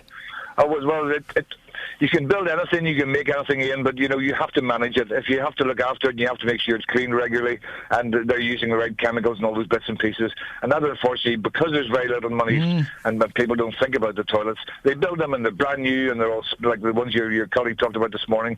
But it's now up to Bedford, it's now up to all the other councils to make sure that they're cleaned properly, and they're kept open, and they're kept managed. And finally, Raymond, why are you so into toilets? What got you into toilets? Well, unfortunately, my wife died in childbirth 29 years ago, and left me with two girls. And a man, 29, 30 years ago, there were no baby change beds in male toilets. I couldn't really go into the female toilets, so going to the toilet was a major issue. Yeah. So the first 5 or 6 years of their life, every time I heard, "Daddy, I need to go to the toilet," it became a major problem going out and shopping and going to the beach or wherever it was. And it just grew and grew with me. And when the founder of the BTA came along and said, "I've got a mission to change this, and I want more toilets and better toilets and cleaner toilets and open 24 hours," I thought, yep, that sounds like a good idea to me. Well, Raymond, listen, what an incredible story to finish off on. Well done for the good work, and thanks very much for joining us at short notice. Iain, thank you for having me on the show. I appreciate it. Raymond Martin, Director of the British Toilet Association. Across beds, hearts and bucks. This is Iain Lee. BBC Three Counties Radio.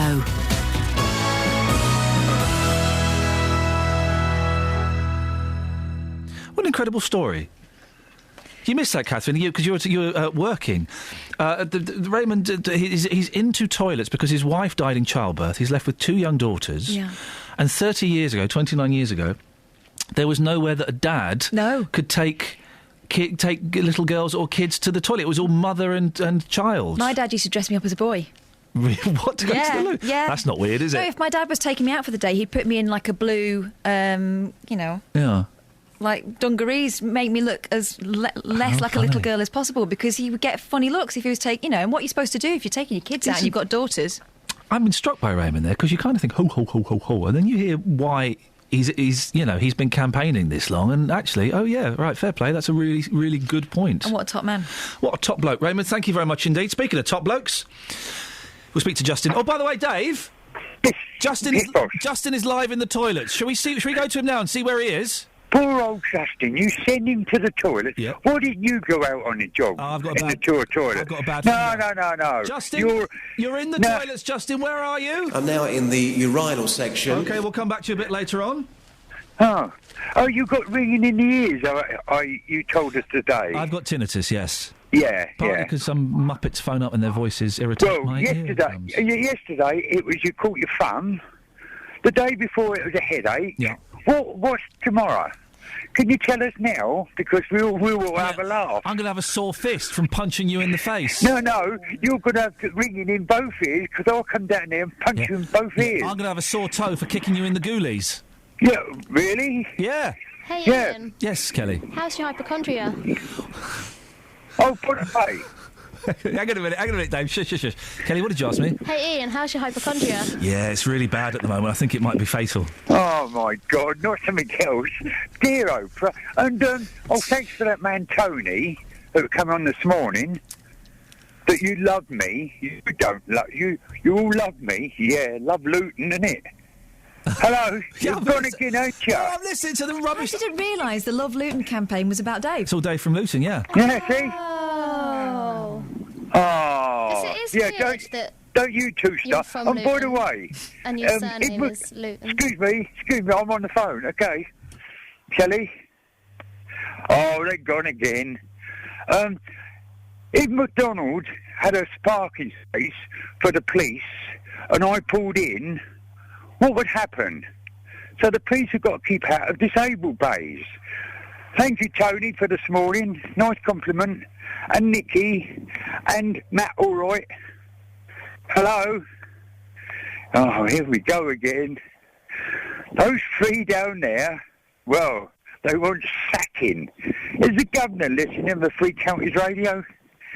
Yeah, sack them. So rude. Interrupting Dave, you know what I mean? Yeah. Come on. Do.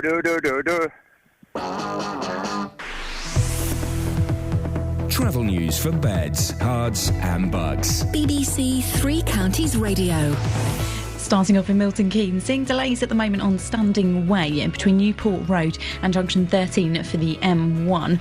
The M1 itself very slow moving between Junction 11 Dunstable Road and Junction 10 for Luton Airport Spur Road. And in Luton we're getting reports in of it being very slow at the moment on Shoreland Road heading southbound between Luton and Dunstable Road. And the A1M looking heavy as well between Junction 8 for Stevenage and Junction 7 on camera. And taking a look so far at the M25, very slow between Junction 21, the M1, and Junction 16 at the M40. In Elstree, the A41 Edgware Way is partially blocked because of an accident, just at Junction 4 for the M1. And on the trains, there's disruption on Thameslink between Bedford and East Croydon. That's all due to a signalling problem. Nicola Richards, BBC Three Counties Radio. Across beds, hearts and bugs. This is BBC Three Counties Radio.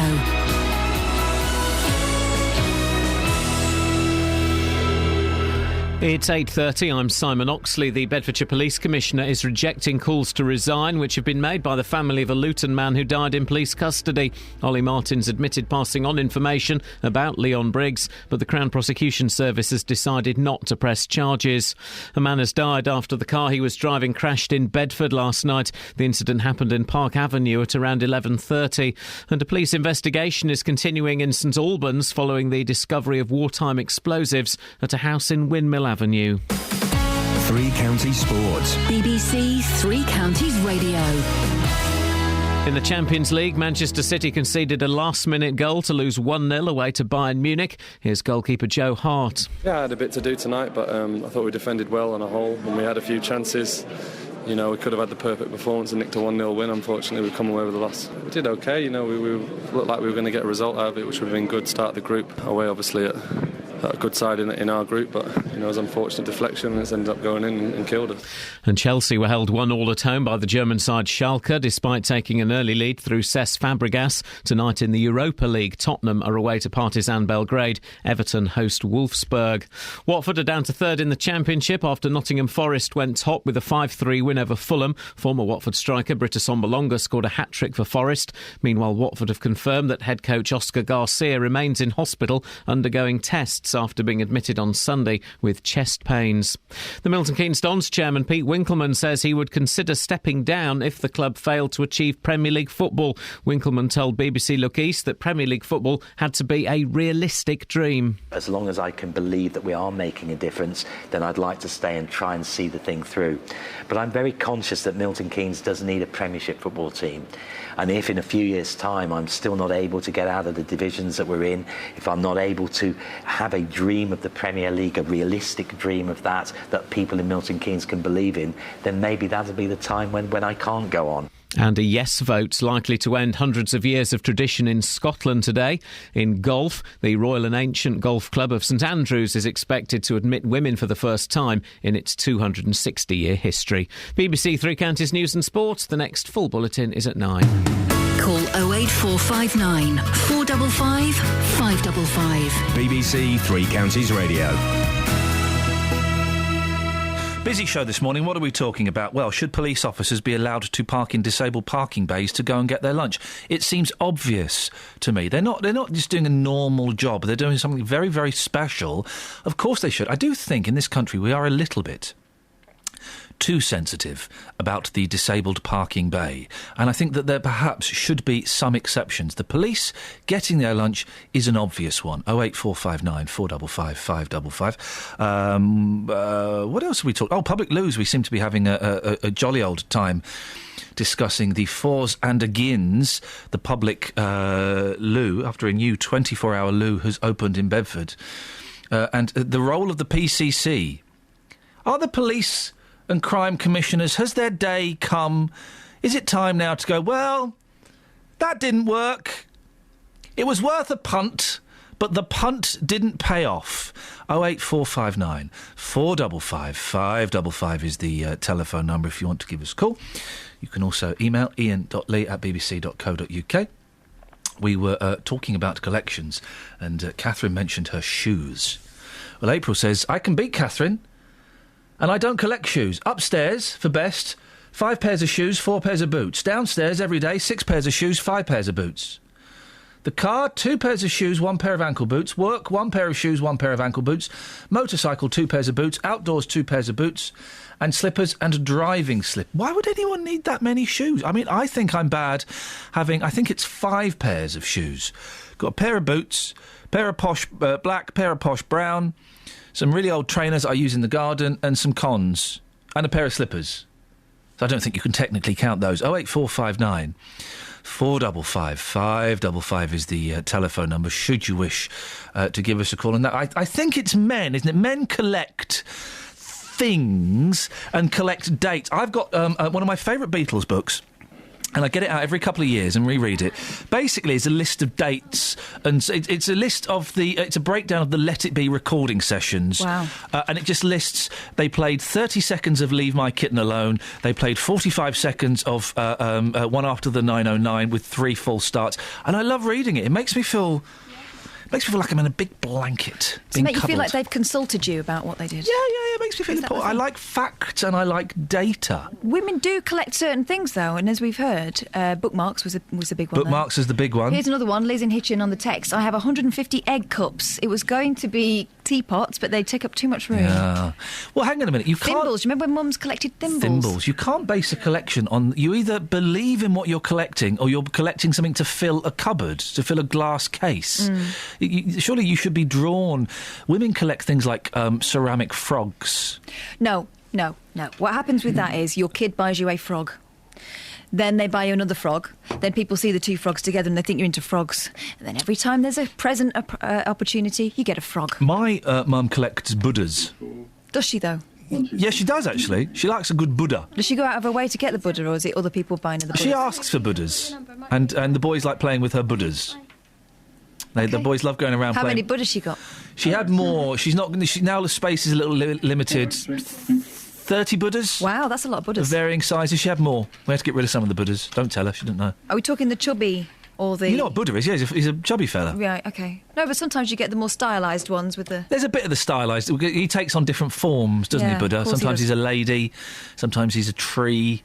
So, all different kinds of stuff. I don't quite get Buddha. But it's mainly the belly one. All I know from Buddha is from watching Monkey Magic. Exactly. That's it. And we all remember what happened to poor Buddha's finger. Yeah, he graffitied on it and did a wee-wee. Yes. Anyway, Scoins joins us. Morning, Scoins.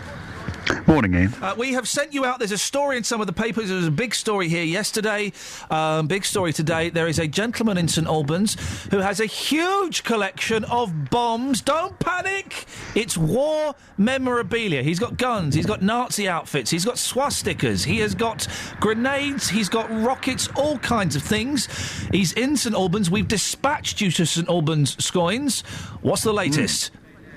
Well, the latest is this very quiet residential street in St Albans is still a hive of police activity this morning. There's 2 scene of crime tents. I think they're more gazebos, really, but there's a number of police vehicles outside. I've spoken to a police officer who said that the media spokesperson will be along a little later this morning. That's Detective Sergeant Pete Frost. He'll be here to tell us. But overnight, they've been guarding the property. There are are still a large number of sort of war artefacts, some of which, of course, as you mentioned, are weapons. They've got the garage open this morning. I'm just looking into it now. There's a number of uniforms. You can see it really is. It was described yesterday as a museum, and absolutely it is that. But one man has been arrested, alleged to have obtained an artefact through illegal metal detecting, of course. That's a heritage crime, so he's being investigated for that. But it is absolutely incredible. I can just peer through. We'll get full description in a second, but are you saying that the reason he's been arrested is not because he's got loads of machine guns and grenades and bombs, but because he dug something up on a field that he metal detected and kept it for himself? Yes, it's a criminal offence to retrieve an artefact from the ground using a metal detector if the land is protected. Paul?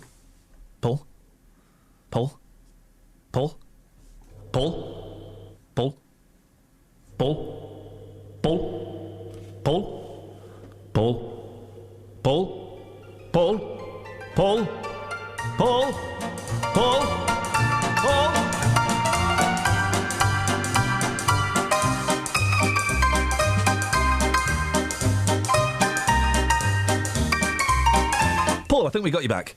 I am safe. Yes, Ian, safe. I was worried for a second that maybe something had triggered, something had fallen off a desk, and I was. But you're okay. Can you just confirm there has been no explosion, has there?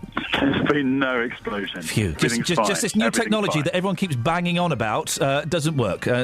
So that's great to know. So that was the thing he's been arrested for. Tell us what you can see in his garage. Right, let me just wander down from the car then. I'm a bit freer now. If I look through... Just go in there, Paul. What are they going to do, arrest you? I can't go in there. Just walk in there. No, they would do that. Just walk in there. Take on the terror squad like Dealey does. I can't. I haven't got the bottle. I'm walking past Bedfordshire and Hertfordshire Protective Services. A van, there's a number of people. Of course, this is just a normal suburban street, people wandering on their way to school. I see the picture that you've posted on Twitter. Yeah. Well, let me retweet that at Iain Lee, and you can see, yes, it is. It's just like the street where my mum used to live, you know. It is, and in fact, this is very strange. That is a shell. There's no doubt about that. That is a big shell, and a number of military uniforms. I can't see, and I'm afraid I'm not well sort of qualified enough to say whether or not that is a German or an English uniform. Gosh, you'd have been good in World War II. It's a very nice-looking bike as well, actually. So he wasn't just an army artefacts collector, he was a keen cyclist. And what's the mood like there, Paul? I imagine there are crowds of people all vying to get a look, or have the streets been cleared? No, everyone is just wandering around normally. I'm the only one from the media. I think they're probably sick of the sight of the media yesterday. This was a satellite truck central yesterday, so people have been very polite this morning. I've been waved at by children and by mums alike, so, you know, happy days. Paul, when they're waving one finger, that's not a nice wave. It was a good wave. It was a good wave, yeah. Okay. Paul, do you collect anything? Because we're talking about collecting seems to be a gentleman's thing. What do you collect? Apart from great political stories. Thank you. I don't think I've got much of a... I'm sure my wife would disagree. I don't let go of magazines. So if I buy a magazine, I tend to keep it in a drawer somewhere. So I've got some cycling magazines. So where do you keep your stash, Paul? My stash is Cycling Weekly. Yeah, sure. In my bed. Yeah. Under the bed? That's not a euphemism. No? No, it's in a drawer by the bed. Mainly Cycling Weekly, I should say. Well, Paul, excellent stuff. Well worth getting stuck in traffic for so long. I think so. I'll try and see if I can talk to some residents before the end of the programme. Excellent stuff. Thank you very much indeed. Across beds, hearts and bucks. This is Iain Lee. BBC Three Counties Radio. What you got, Kath? Shoes. Well, not me. I'm looking for a good time. Jenny in Bedford. I've got a shoe collection. 65 pairs of heels, 5 pairs of Doc Martens, 3 pairs of New Rock, 3 pairs of Converse and a few other random pairs. And yes, they all get worn. Jenny, the centipede of Bedford. It's weird, isn't it? The shoe thing is weird. Imelda Marcos, wasn't it, who famously had thousands of pairs of shoes while her people were starving? But nothing... I know, and that's obviously an extreme case, and no one would say that was justified at all. But there is something very satisfying about wearing just the right pair of shoes with your outfit. Really? Yeah. I feel sorry for men. You never get the choice that we do. Well, I feel sorry for women because you have too much. I've said this before. When I do a TV show and I've got to look smart, it's which one of the 3 suits do I wear, and do I wear a white or blue shirt? That's the choice I've got. I love it. I love it. I love a little go in the dressing up box. Oh no, I've never been a fan of that. It's great. We can change our hair, change your face with the right makeup. It's brilliant. You know, if you've got the time. Yeah. Obviously, I don't anymore. No. This is Angry Julie. I guess you don't have a family member who really needs disabled parking bays. Oh, here we go. Oh. So sick and tired of not being able to find a spot to sort out the wheelchair. Don't need the cops having yet another set of rules for themselves. They are not above the law. No, but Julie, was Julie, was it? Yes. I'm not saying any Tom, Dick or Harry should park in the disabled bays. Of course not. I just think maybe we need to loosen our attitude slightly. And how can you say no to a police officer who knows what they've done? Maybe they've tackled a madman. Maybe they've arrested a serial killer that morning. Let them go and have 5-10 minutes to get a burger. We're also talking about the toilets, and Justin was very taken with the blue lighting. He thought it was some sort of mood lighting. It's to stop drug users. Well, that's what Andy's saying. Talking about the toilets in Bedford, did you know why there's blue lighting? Yes, it's special lighting that makes it difficult for drug addicts to find the vein. Lynn's in Hemel. Morning, Lynn. Good morning, Ian. We haven't got much. I'm fine, thanks. We haven't got much time. What would you like to say? I was going to say I collect bags. I've got about 40. Why? I don't know. I was saying to Kelly, even when I was a little girl, about 5 or 6, if anyone had a nice carrier bag, I'd keep them. So I've been obsessed. Oh, so hang on. So are you keeping carrier bags, or are you keeping handbags? These are very expensive bags. What's your most expensive handbag? Well, it's not as expensive as film stars or anything. It's about 150, I think. 150 quid for a bag? Flippin' heck! Do you have a bag, Lynn, that you put all your bags in? No, and I've got all these bags. I'm always buying, and my current one's gorgeous. It's like mustard yellow leather. Oh, it sounds fun. What's in your bag, right? What's in your mustard yellow leather bag? I've got a matching purse. Oh, beautiful. Oh, it's gorgeous, Ian. You'd love it. Lynn, I'm coming round to have a look. Travel news for beds, cards and bugs. BBC Three Counties Radio. Starting up on the A1, the Great North Road, looking very slow on the sensors this morning, approaching the Black Cat roundabout. And in Milton Keynes, delays at the moment on the A41 Standing Way between Newport Road and Junction 13 for the M1. Take a look in Luton and getting reports in of Shoreland Road being partially blocked at the moment between Luton and Dunstable Road due to an accident that's happened there. The M1 London bound looking very heavy moving just around Junction 9 for Redbourne. And the M11 heading southbound very slow moving because of an earlier accident between Junction 8 for Bishop Stortford and Junction 7 for Harrow. So far, looking at the trains and disruption on Thameslink between Bedford and East Croydon, and this is all due to a signalling problem. Nicola Richards, BBC Three Counties Radio. Thank you very much. 8:46, it's Thursday the 18th of September. I'm Iain Lee. These are your headlines on BBC Three Counties Radio. The Bedfordshire Police Commissioner is rejecting calls to resign which have been made by the family of a Luton man who died in police custody. Ollie Martins admitted passing on information about Leon Briggs, but the Crown Prosecution Service has decided not to press charges. A man has died after the car he was driving crashed in Bedford last night. The incident happened in Park Avenue at around 11:30, and a police investigation is continuing in St Albans following the discovery of wartime explosives at a house in Windmill Avenue. Coming up, last 12 minutes of the show, we'll try and squeeze Dealey in if we can. We'll do a squealy. And also your phone calls, 08459 455 555. Let's get the weather. Here's Georgina. Beds, Hearts and Bucks weather. BBC Three Counties Radio. Hello there. Well, we've still got a lot of low cloud around, but that's going to take a few hours to lift altogether. By this afternoon, though, things looking much brighter. Some sunny spells, but not necessarily for everyone. You could hold on to a little bit of cloud in certain spots.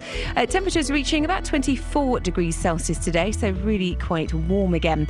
Now, tonight it clouds over. We may just see one or two heavy showers coming up from the south coast through the early hours of the morning, but I'm not sure that they'll make it to us until tomorrow during the day. Certainly lots of fog and low cloud around, though, again, with lows between 15 and 17 degrees Celsius. Feeling increasingly humid over the next couple of days. So tomorrow, a cloudy day, really not much sunshine at all. Some heavy thundery showers, but they're fairly scattered, so some of us will just have a grey but largely dry day. It might feel a little bit damp, though. Temperatures reaching about 22 degrees Celsius.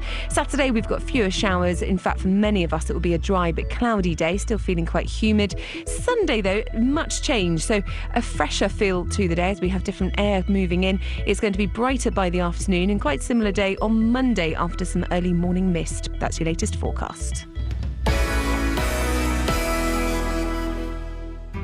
Every weekday from 3, Roberto Perrone. Are league tables the best way to judge a school? Pal, do you have any sympathy for the Buckinghamshire golfer Iain Poulter? Police are issuing safety advice to women in Watford, but I'm fascinated by the age gap between her and her husband. Figures show that around £500,000 was spent in Hertfordshire last year clearing up after people who dump rubbish. Then you just ate them. Roberto Perrone. There's been an extraordinary reaction on social media. My big concern is that no one ever worries about the victims. The whole system is designed to help the criminal. Roberto Perrone. Weekdays from 3, BBC Three Counties Radio.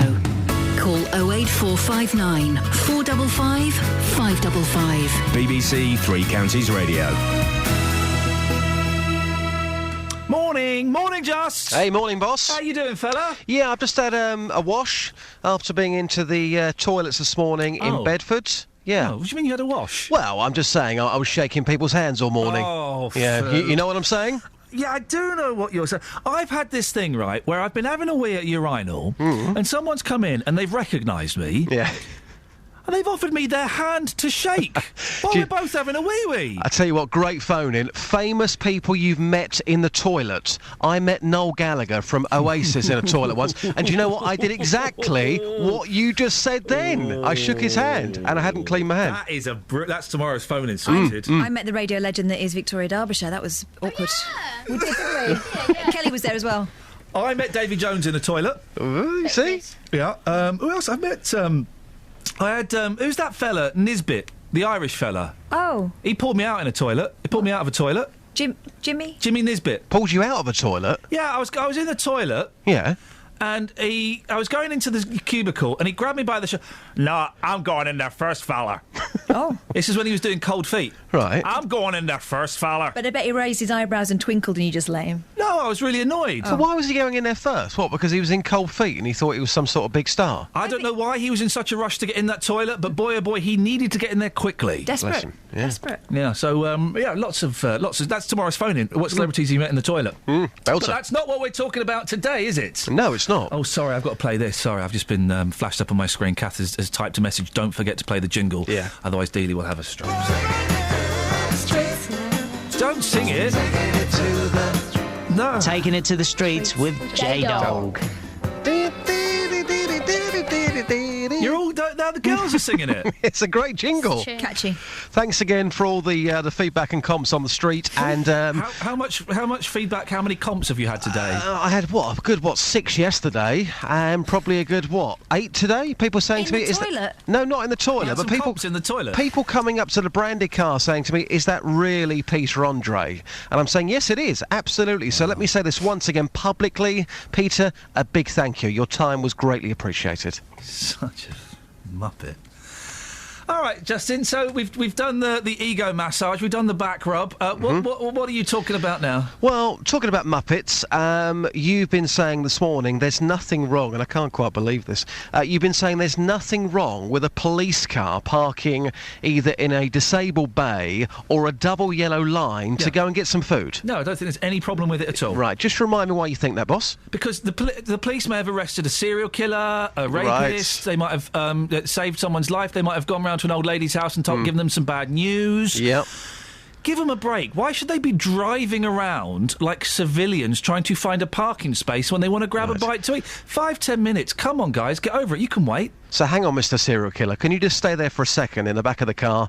I'm now going to go and get myself a burger. Do you see how ridiculous that sounds? Come on. No, mate. Yeah, it does sound ridiculous because you're actually being genuinely obstructive. They've not got the serial killer in the back of a car. Right, so they've dropped him off and now they're hungry. Yes, mate. Yeah. Come on. That's a scenario. What's wrong with that? Has anybody agreed with you so far? Well, I'm guessing the people that have agreed with me are too afraid to phone up because of the backlash they'll get. Right, okay. They probably have phoned up and Catherine hasn't let them on. I would never do that. OK. I've taken this one to the streets. I've been in Bedford this morning asking people, is there... I can't believe we're asking this. Is there anything wrong... Where have you taken it? To the streets in Bedford.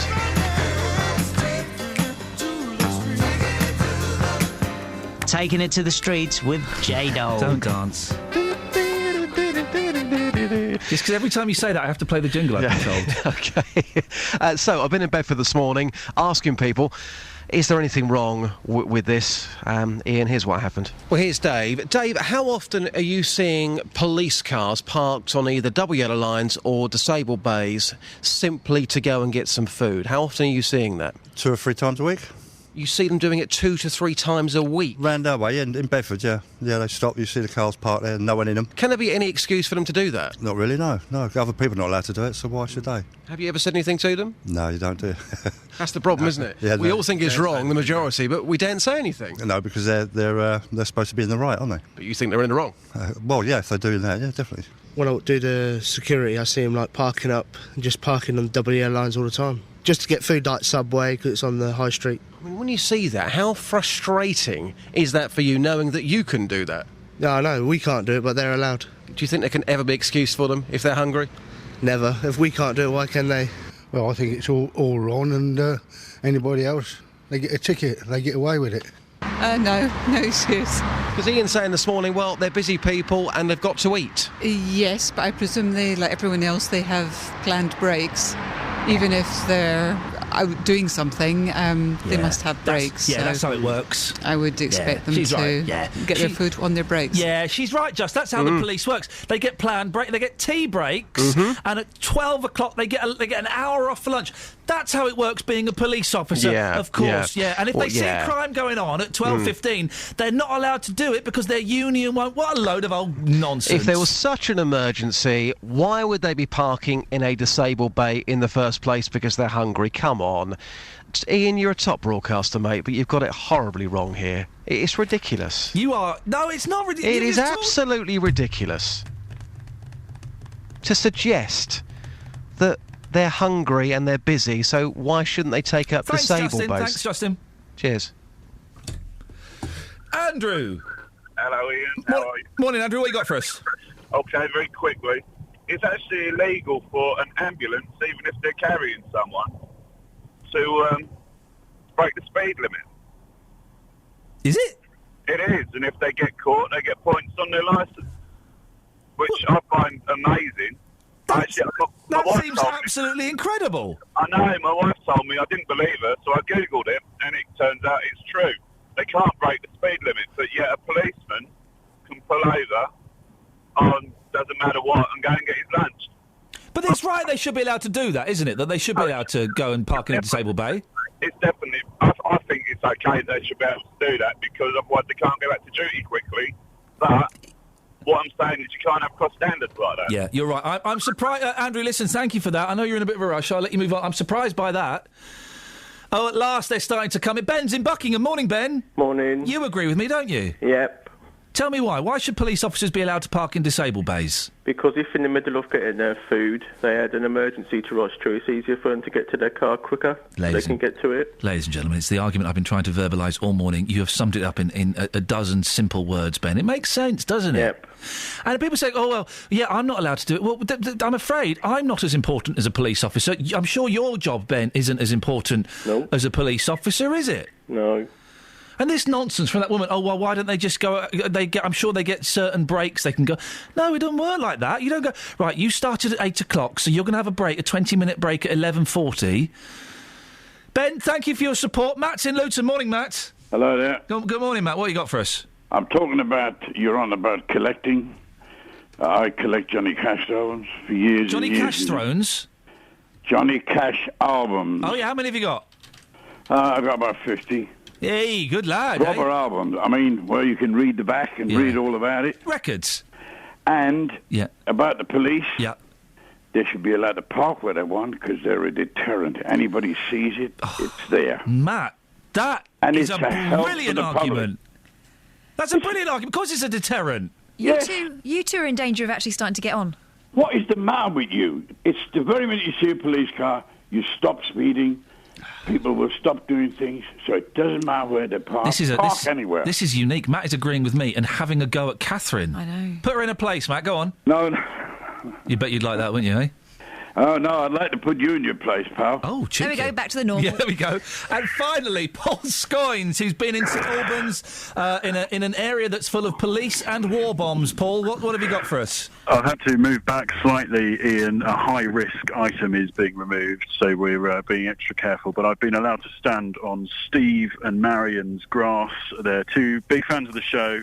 Very disappointed to hear that, quote, Mad Dog Dealey was down here yesterday, and they didn't get to meet him. But they shooed all of the national media off this piece of grass, but they said, Paul, you're from 3 counties, you can come along. So I'm standing on the grass, still not really very much to see other than a lot of police cars. We don't do this very often, Scoynes, but give them a big up again. Big up to Steve and Marion from St Albans, North St Albans. Steve and Marion, tomorrow's show is dedicated to you. Travel news for beds, cards and bugs. BBC Three Counties Radio. Starting off in Milton Keynes, and delays at the moment on the A41 standing way in both directions between Newport Road and Junction 13 for the M1. Taking a look in Luton, and reports of Shoreland Road being partially blocked between Luton and Dunstable Road. That's following an accident there. And taking a look so far at the trains, disruption on Thames Link between Bedford and St Pancras. Nicola Richards, BBC Three Counties Radio. Nicola, thank you very much indeed. That's it, that's your lot. Thank you to Scoynes, to Justin, to Catherine, to Kelly. David's up next. We're back tomorrow at 6 o'clock. Till then, from us, ta-ta. Local and vocal across beds, hearts and bucks. This is BBC Three Counties Radio. Thank you to Iain Lee and the team. Back tomorrow morning from 6 a.m. It's the JVS show. It's 9 a.m. David Previous standing in for Jonathan Vernon Smith, and it's the big phone in this morning. I want to hear from you.